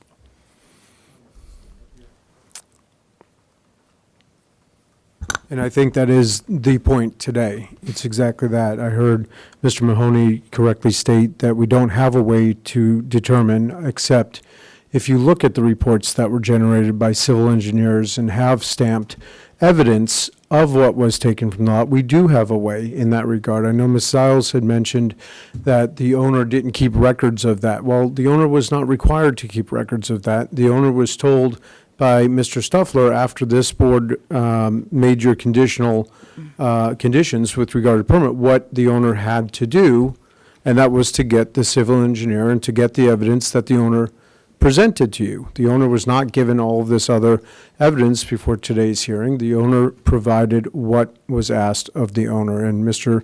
Doremus mentioned due process. That really is the crux of the law. We cannot have changing requirements each time that a meeting is held. We cannot have new evidence thrust upon us each time that a meeting is held. And to deny this permit now, particularly after so much reliance, would be a violation of due process. We did hear about the huge footings that went in here. Much of that land that was taken out was because of those large footings. Thank you. All right, thank you. I do have a comment to John also, and that is, projects don't require accurate measurement of what's removed from the site. I mean, you look at the footings, you look at the grading, what Mr. Meter did, and that's what you can go by, and that's how all projects go. So it's, to penalize one for not doing it. I mean, we're close here, but we're still under, and, we have a licensed professional engineer that stamped that. He's just got up and said that that's, he stands behind his work. And then, we have some information from Marburg with some hard numbers. And then Lauren Anderson, I believe, also did an in-house calculation. She's with the building department. And so, I think, this is a typical project as far as the, how it works when you take soil off site. So that's my comment. Okay. Can I? Yes. I was, go ahead. Okay, go ahead. I know that it's important for us to have a reason going forward, and I want people to understand that I'm really on the fence. One of the things that was compelling to me was to actually see the Marburg trucks full to the top, headed out, and the calculations and the footwork that was done to show us, what you guys, the appellates, believed was going on. What the city told me, though, that kind of had to be more compelling was, what do we have to work with? And that's the data from Marburg and some of the city calculations. And, I'm a professional architect and a building inspector. My stamp and signature, I don't appreciate people criticizing my ability, by the way. That means something, right? And so I have to look at those engineers' letters, and that means something to me. So that's kind of where I'm at. When we have a particular design intent, and we know stormwater management is a big issue, it's becoming even bigger, especially with what happened in Montecito and our reservoirs and water running across other people's property. The neighborhood is important as well. We have a building project, but the neighborhood is also important, especially on a hillside site where water runoff is a big issue. I look at when the neighbors bring up evidence of little utility trucks running away with concrete and other debris, it says to me, well, I can't even trust Marburg anyway. Who's running the site here? Who's controlling what's going on? And if it's a clear intent to avoid $20,000, $30,000 worth of additional project costs, I would think that it'd be minor to ask, or for them to even assume, that if that's your design intent, then show me you are keeping to your design intent. It's not a requirement. Legally, it's not a requirement, but as architects, we say if that's our design intent, then we need to prove that it's our design intent, especially when you're avoiding the kind of costs and that kind of impact to the neighborhoods. That's where I'm coming from. And then I see these little trucks, the neighbors showing me evidence that perhaps everything didn't run through Marburg. I can take stuff to recycling plants, concrete, asphalt, I can take to just to recycling plants and eliminate it there, or I can use it on my pet projects wherever I want. You know, that raises a big question mark, and that's why I'm asking the questions I'm asking. Okay, that was my question. Was there evidence of other trucks other than Marburg? Was there? I didn't see that. But Okay. that was with concrete, though. There might have been somebody saving stones too. Were those dirt in there or stones? That was just concrete. Like right here, there's You saw stones. Here it is. Those are stones. Here it is. So that's not earth. Yeah. So it seems to me like that there weren't other trucks taking Taking dirt our away. dirt away. Okay. Right. Okay.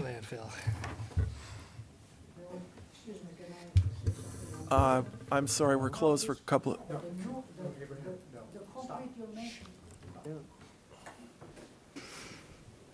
Okay,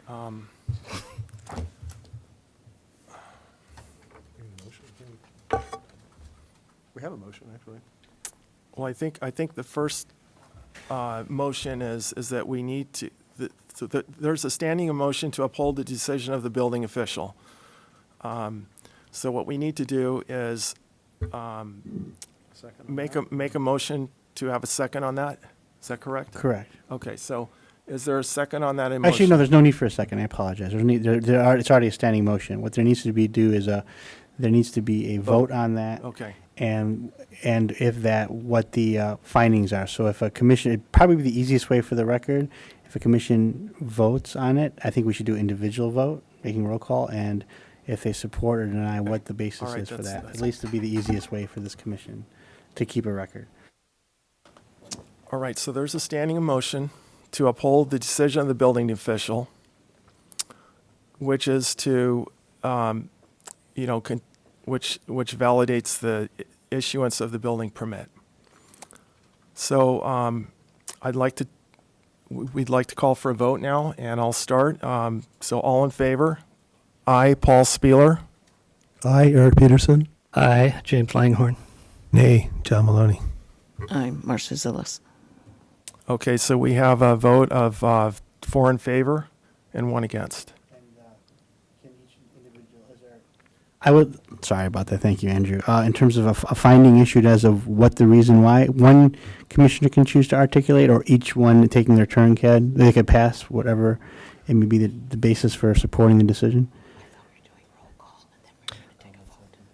Please keep the open. Thank you for that, Andrew. Please keep. We need to be transparent. We need to. Sorry.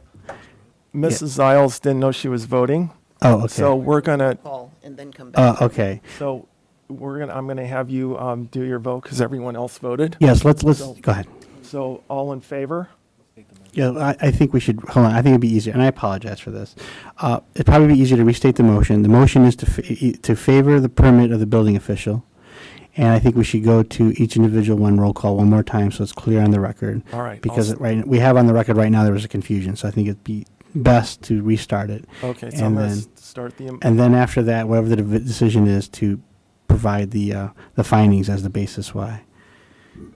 Okay, let's start over. The standing motion is to uphold the decision of the building official, and that was for the issuance of the building permit. And, okay, so all in favor? Paul Spieler, aye. Eric Peterson, aye.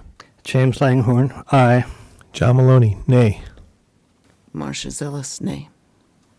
Okay, so we have a vote of 3 in favor and 2 against. The motion holds. Motion holds. And the findings are the basis to support it? So I'm not happy that Santa Barbara are required to have these ADUs. You know, I don't like to see all the traffic we have here in town, but you know, looking over the evidence, you know, what was presented, and also the civil engineer and architect, Mr. Meter, that is stamped and signed and stands behind his work, and that this project is not really different than other projects where soil's taken off site, and you know, there's no way to get a real accurate record of that. I know, for one, I'm a structural engineer. I do a lot of foundations and rock, and when you start pulling rock out of the ground for foundations, they get much bigger. So the amount of cubic yards that was claimed for the foundation on this doesn't surprise me. I mean, it doesn't bring up a red flag. So, unfortunately, although I don't like to see these ADUs being built, it looks to me like that the proper process has been followed. I think the staff has done their work that they, needed to do, and what was required for them. And so that's why I voted in favor of upholding the decision. Want me to go? Eric Peterson. Mine was pretty simple. I found the appellate's and neighbors very compelling, and I actually would have loved to have voted in favor of that. But it came down to the decision was that we were faced with was how much earth was removed from that site legally.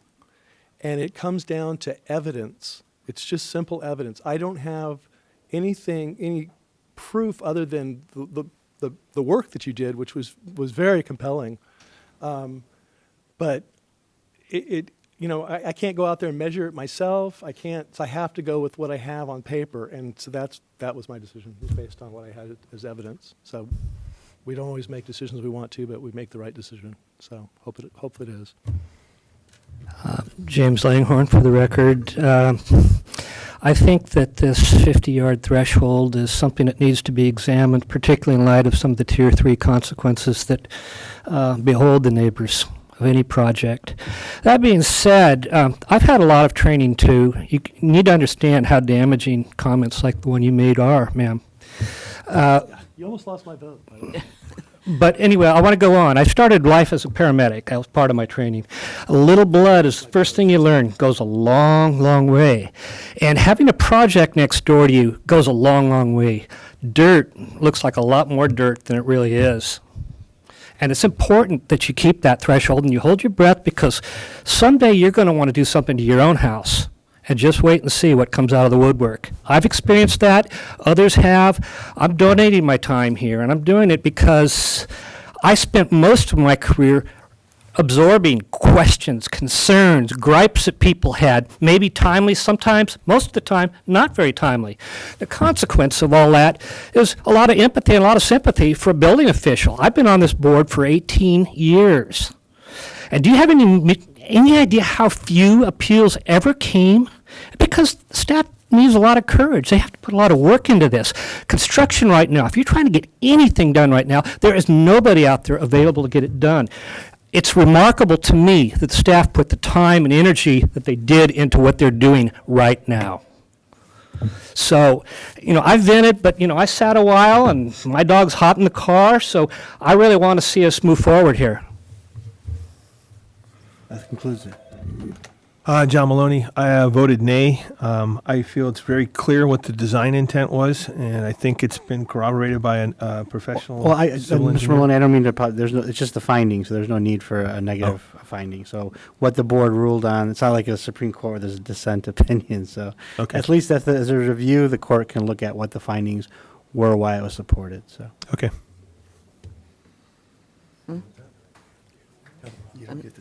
Oh, I don't get to talk.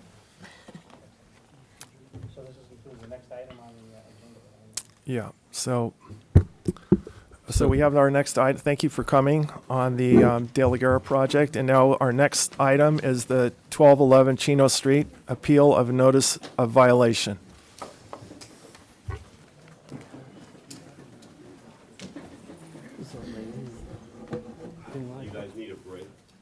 No. We'll push through it. You'll like it, it'll be fast. Yeah, we got some barn fever burning here. How did I get so lucky? We'll formalize this a little bit more, unless you want to bring 25 people with you. There were more than 25 people. It's like counting dirt. Just herding cats. All right, Oh, I admire it, but. so we're going to have staff present, and then, so you can stay there. Okay. But Who was that? I'm sorry, say that again? Do you know who that was? That lady Yeah. that come up slams us? Yeah.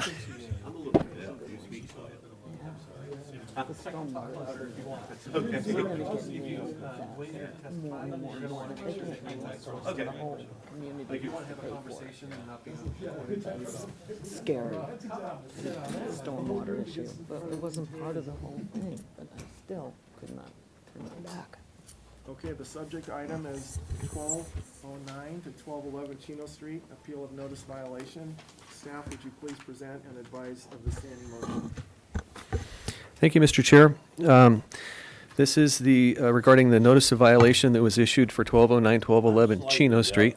Too many years in the Army, so if you could speak up just a little bit. Can any of the board members hear me? I have to work at it, so. Do you? Okay, I'll try and talk louder. Thank you. I usually don't. So, staff had drafted a notice of violation and administered it for 1209, 1211 Chino Street. And that is what's being appealed today. On I'm just going to go from my staff report. On May 3rd, 2018, we received a complaint that a driveway was being replaced and a footing for a small wall in the driveway was being constructed. We do have some photos that we can show you that were obtained when we went out and did our initial investigation. On May 7th of 2018, an additional complaint was submitted stating that historic water flow was going to be blocked along that driveway because of the new little wall that was being built. On May 15th, we sent the notice of violation to the owner, and on May 16th, we issued a stop work on the property to have them stop and pause to make sure they understood exactly what they were getting into and to understand that permits were required for the rerouting of the surface water. An amended notice of violation was sent out on May 16th. Off the top of my head, I don't recall why it was amended, but Pete Michelson, the inspector, is here, and he can provide more elaboration on that. The critical, normally this type of work would be exempt from permit. And we do that because we don't want to issue permits for things that don't cause problems and let people do their driveways and flat work on their single-family homes. But there is a key condition to that exemption, that it does not adversely affect the drainage of the property. And that's where the plumbing code specifically tells us you can't mess around, you can't alter the flow of the water from one parcel to another and cause a nuisance for your neighbor. And that's the primary driving factor, if I remember correctly, for this particular notice of violation and the requirement for a permit. So I'm gonna surprise Pete and give Pete the microphone if there's any more that he wants to add. Or take him through the pictures if you want. Yeah, I can do that. You'll need to pull it closer to you. The mouse. You almost have to need it. So just to be clear, the notice of violation was amended to correct the address. That was an old address in the first notice of violation that we sent, so we amended it to the new owner. So all the way to the right in the center. There you go. Got it. There's your forward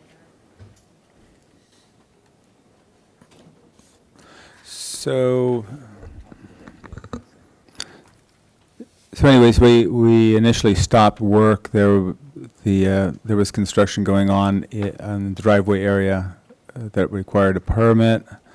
The complaint was that there was a wall being built, or a footing for a wall being built that obstructed the historic water flow.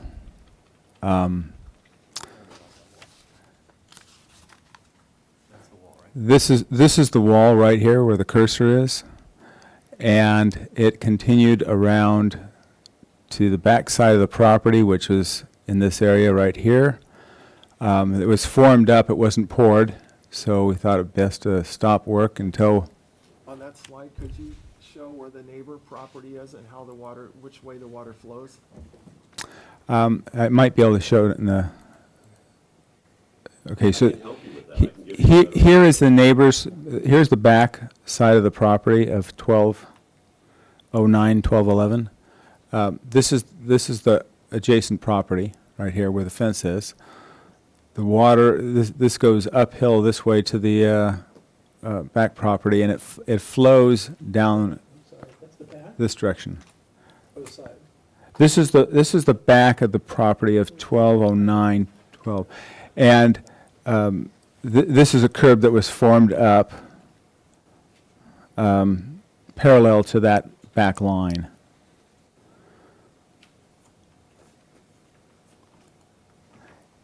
And this would be looking the opposite direction. This would be looking towards the front of the property, 1209, 1211. This is a new wall here. This is poured.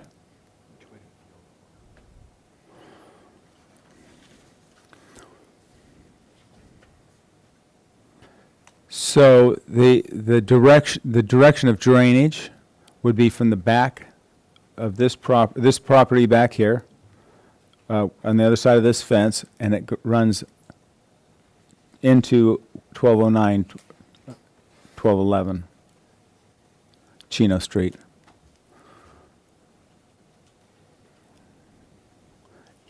And the concern would be that the water would back up the dam. The historic water flow would be in this direction, and then subsequent, here's the back lot here. It would, the water sheet would flow this way, out the driveway. All the way from this property back here, where this house is. That's a historic water flow. Correct. It flows, look, it appears to flow straight through this area right here. In the new material, are pavers that are going in, or that were proposed? Correct. So the only wall that's the issue is the wall in the back, not the wall on the side then, is that correct? Correct. But the work was stopped because the work was being done replacing a driveway, which requires a permit in the city of Santa Barbara. So this wall would be exempt unless it impedes historic water flow. Okay. And because of its height. Okay. But it doesn't, so it appears that the issue is the wall at the back of the main issue is the wall at the back of the driveway, the one we saw with the fence behind it. Right. Mr. Chair and board members, I made an error. I was speaking to, and I didn't intend to do this, but I was speaking to the fence requirement, that we don't require a permit for a fence or a wall not over 3.5 feet high unless it obstructs the flow of water. Right. The driveway does require a permit. Okay. Thank you for the clarification. All right. Okay. So that's clear. Want to sneak my question in too. Was this complaint driven, or is this something that was observed by staff and responded to accordingly? We had a complaint. Okay, thank you.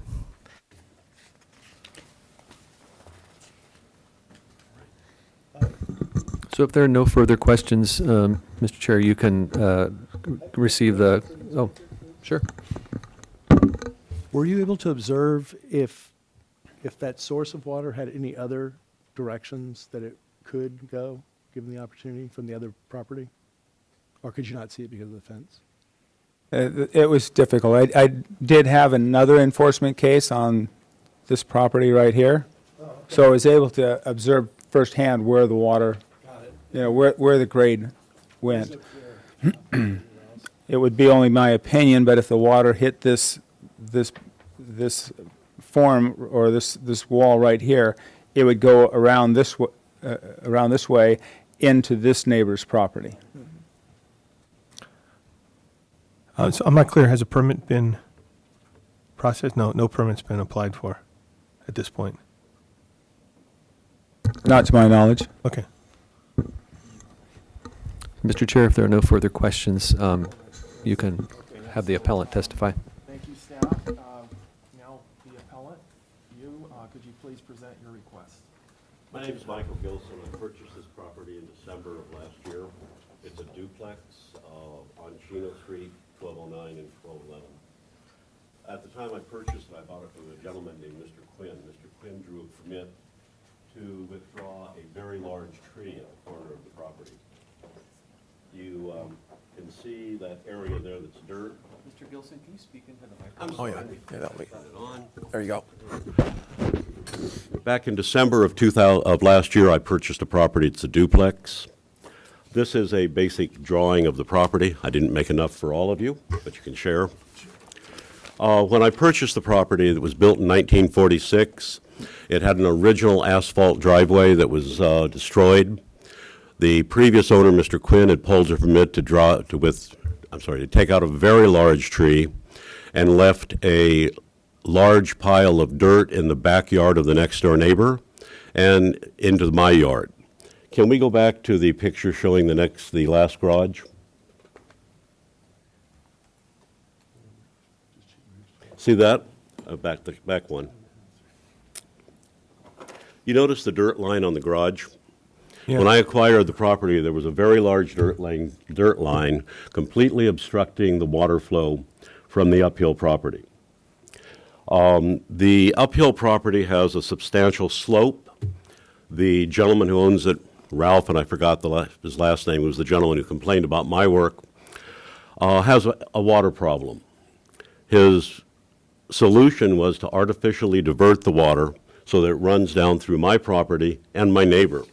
The neighbor is the one with the dirt mark on his garage. That Do- is the dirt, just to clarify, that's a dirt mark on the left where you have the shiplap siding? That shiplap siding is the next door property, not my property. Okay, and that's the dirt line you're And talking about? that's the dirt line that was left from the removal of the tree, Yeah. plus the whole backyard between the garage and the fence. And what in effect, Have some historic, I'm sorry? does the neighbor have some historic information as to whether or not that's always done that, as far as the drainage over your property or not? It hasn't always gone through there to the extent that it does. My neighbor uphill, Ralph, he probably has a 5-foot drop on his property. Both properties are reasonably level from east to west, On the Mesa side of Chino, the ocean side of Chino. ocean side, yeah. And so my property is about a 1-foot drop. Well, mine's fairly level. They're level side to side. East to west is level. Front to back, his has about a 5-foot drop over the width of the property, depth. And mine has maybe a foot, okay? So when I bought it, there was a grading problem that was caused by the city not enforcing and inspecting the removal of the tree and leaving the dirt pile behind my neighbor's garage on that and circling out to mine to where the asphalt had been destroyed. This was a very large tree.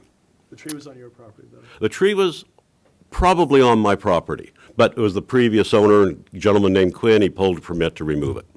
But the city didn't follow up and make sure that the grading was corrected after that.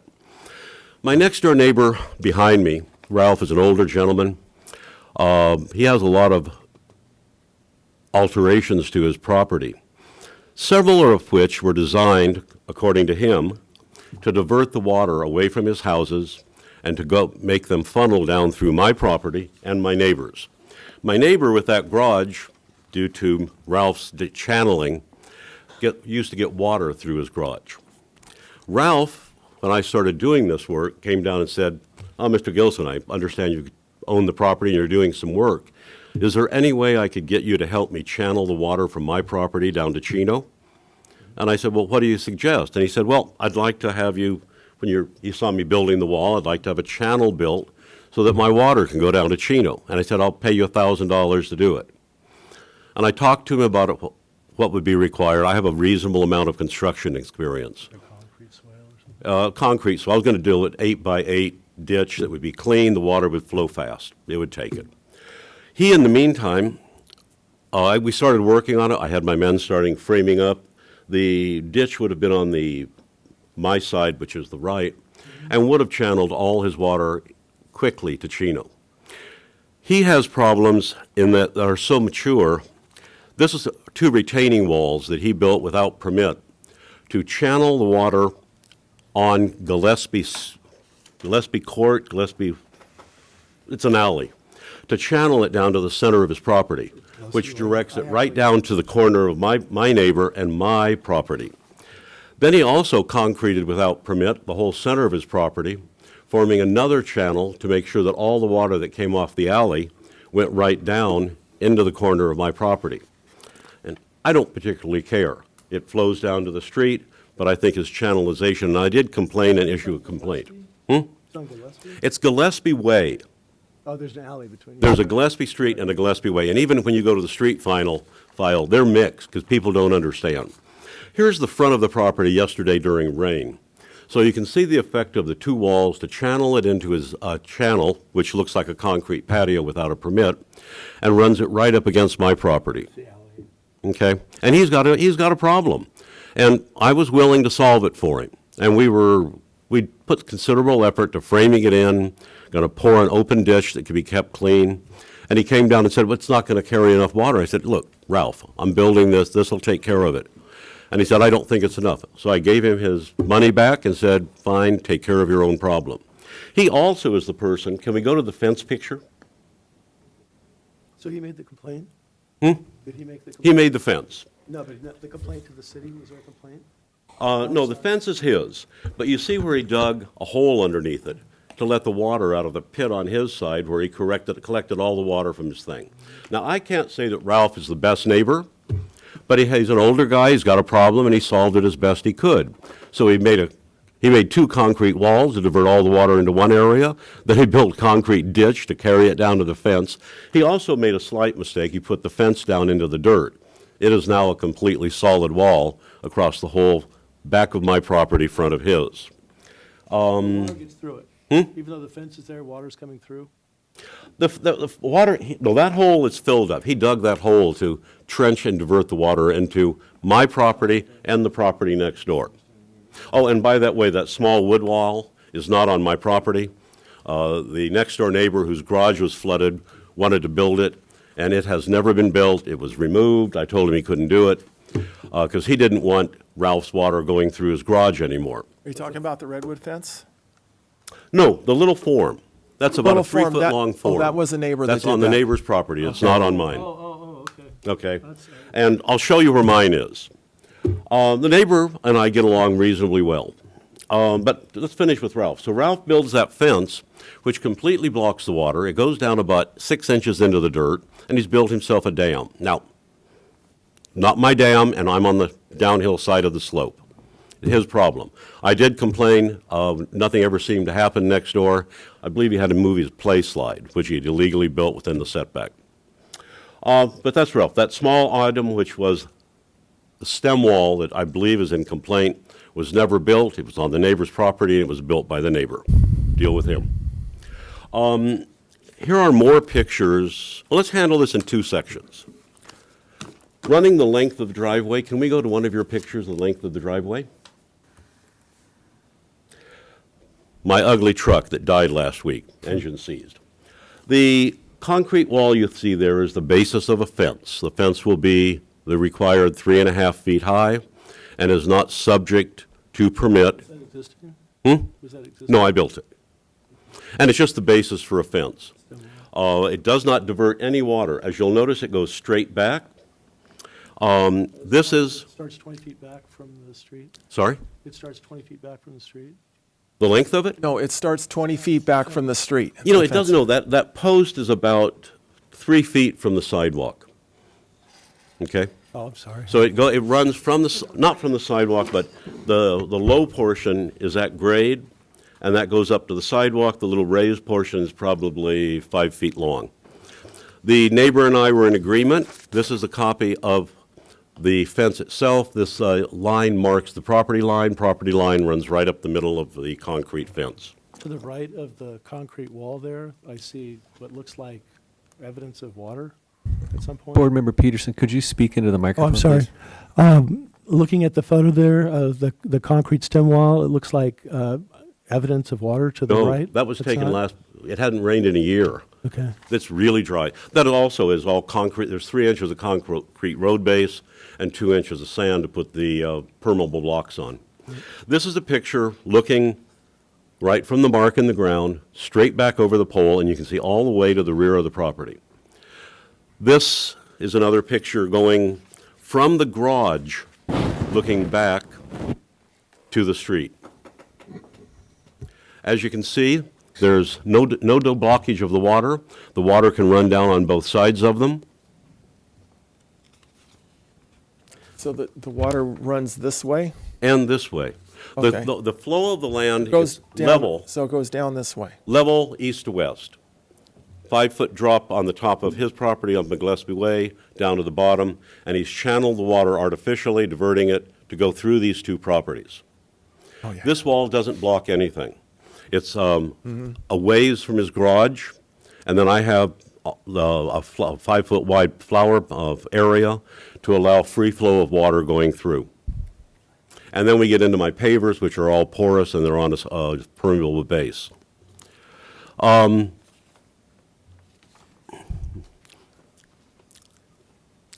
This is his garage. This is the end of my wall. The end of my wall stops 2 feet after the beginning of his garage. This is Ralph's property up here with the plant and his fence. So the water has free flow. I built it so the neighbor would not have water in his garage, and we would have a fence line between it. Water flowing on both sides, no obstruction, free flow, as much as can flow down there, because I know Ralph has a problem. He's an old guy and he tried to solve it. He should have, if he'd paid his money, he'd have a nice ditch to go in it. This is just a picture showing the height of the wall. It's 8 to 10 inches high. So could you orientate me again? Where is the street here? And is it over this way? Do you have your map? Yes. Okay. Gillespie, Chino Street's down here. Gillespie Way's up here. The duplex, whoops, wrong way. Let me look at this. Two-car garage, okay. This is the wall in question right here. The garage for him is over here. This is a large parking area. I've got a large planter. These pavers are level with the surface. And the water flows this way? Water flows this way. That way, okay. Okay, this is level from here to here. I've got a foot drop from here to here. He's got a 4 or 5 foot drop up to. And this is Gillespie. Chino Street down there, just to This is Chino Street down here. So the way this works, we've got free flow coming down. If he removes his fence, or at least cuts the bottom out, it'll flow down on my side and also on my neighbor's side. And he has 3 feet between the edge of the wall and the edge of the wall in his garage. There's plenty of room for Noah's flood to go through. Then the wall continues down. The water can flow down both of these in the historic drainage and will continue on to Chino Street. It wouldn't be as well if it was flowing in Mike's ditch, but it'll work. Okay? And there was no change in level except that great big tree was back here that was pulled out, destroying most of the asphalt. The asphalt being put in 46 wasn't very much anyway. And the heaped up dirt was back here in the neighbor's property and against his garage here. Mr. Chair, for the sake of, for an argument of time, I think we're trying to just figure out what to do with this. You do not want to have a permit for this work for some reason? We can go on to that too. Okay. Right here in your amended I think- notice of There's violation, a time limit, right? I have to be we have somewhere. section code 105.1 and we have section code 105.2. A permit is not required for any of the work I've done. I have not disturbed the historic flow. I'm doing flat work. I'm putting in pavers and everything they like. I believe a permit is required for a driveway? That's correct, Mr. Chair. So is it It's not required- required for flat work, but it is required specifically for driveways. Okay, and the definition between flat work and a driveway, is it a driveway you can drive a car on? I just saw it here. I want to make sure I find it. I went down before I started this project and pulled the records and got the law concerning it, these two items. There's a copy of it in your summons also. This is from the city. And that's what I based my work on. It specifically exempts what I'm doing from a permit. Oh, here it is. Oh, and here's more pictures. Mr. Do you like Chair, more pictures? The municipal There's the code reads, back of one of the patios. I don't want to see more work. You guys have a lot of time. You spent 2 hours with the other one. I could have been home asleep. Okay, Mr. Chief Chair, Building Official? Mr. Chair, the municipal code reads, driveways and parking areas, any work that is intended to create a new or to alter or demolish existing vehicular driveways and/or parking areas shall require a building permit. Prior to commencement of such work, the owner or authorized agent shall first make application to the building official to obtain the required permit. Okay. That's section R105.1.1. So replacement, repaving of an existing driveway would not require a permit per that definition. Any work that is intended to alter or demolish existing vehicular driveways. I didn't alter it. It's exactly the same place. And So the same question slope before and the same board is, level. if someone takes in our opinion, if someone takes an asphalt driveway and removes it, or covers it with road base because it's in such bad shape, and then puts pavers down over it, that is an alteration of the driveway in our opinion. If they remove the material, that is demolition of a driveway. That requires a permit. And then the replacement, it's usually one permit to do both, but if someone wanted to argue it, you could say removal requires a permit and replacement requires a permit, but we most of the time issue the permit for removal and replacement of a driveway. And that's, again, that's the city municipal code that adopts the California residential code, and it's section R105.1.1, and it specifically addresses driveways and parking areas. Okay. Now, to get a driveway permit, do you need a set of plans? How does that, Yes, you need a site plan. site plan? And that doesn't need to be drawn up by an architect, does it? I've tried to submit what you have. They wouldn't take it. It does not require, it's not required to be designed by an architect. I no. think there's certain requirements, so the plans have to be a certain size on a drawing, so they have I believe a sheet on the requirements, but it's fairly I applied simple. for a permit. I've seen it. Okay. The cost of doing so is more than the cost of getting the driveway in. And I went down and researched this. I read what was available. I talked to Phil when he came out, and he had to go home and search it and look up to find the relevant code that was just quoted. This is not public knowledge. I can take you to any block in Santa Barbara, and I can give you Excuse me, 1,000 Mr. Chair. things that were not I have done better things to do. correctly. I'm sorry. Okay. So My permit was a lot less than my driveway. I'm sorry. It's easy. I don't All right. pay for the driveway. Okay, so I think, thank you for your comments, and we're ready to move to the next item. So are there any questions from the board to the appellant? Nope.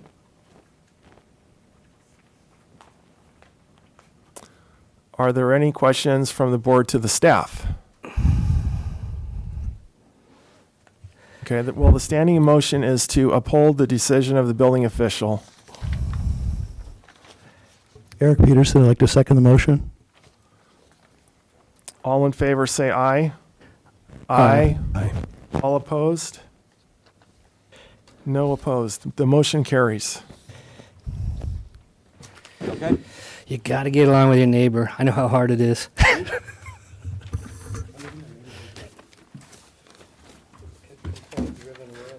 So, Mr. Chair, Thank you for your presentation. We wanted to give you a chance to present it. It was wonderful watching you work earlier. Oh, thank you. You guys spend a lot of time here. Major issues. so Mr. Chair, you do need to accept a motion to adjourn and adjourn the meeting. Make a motion to adjourn the meeting. Second.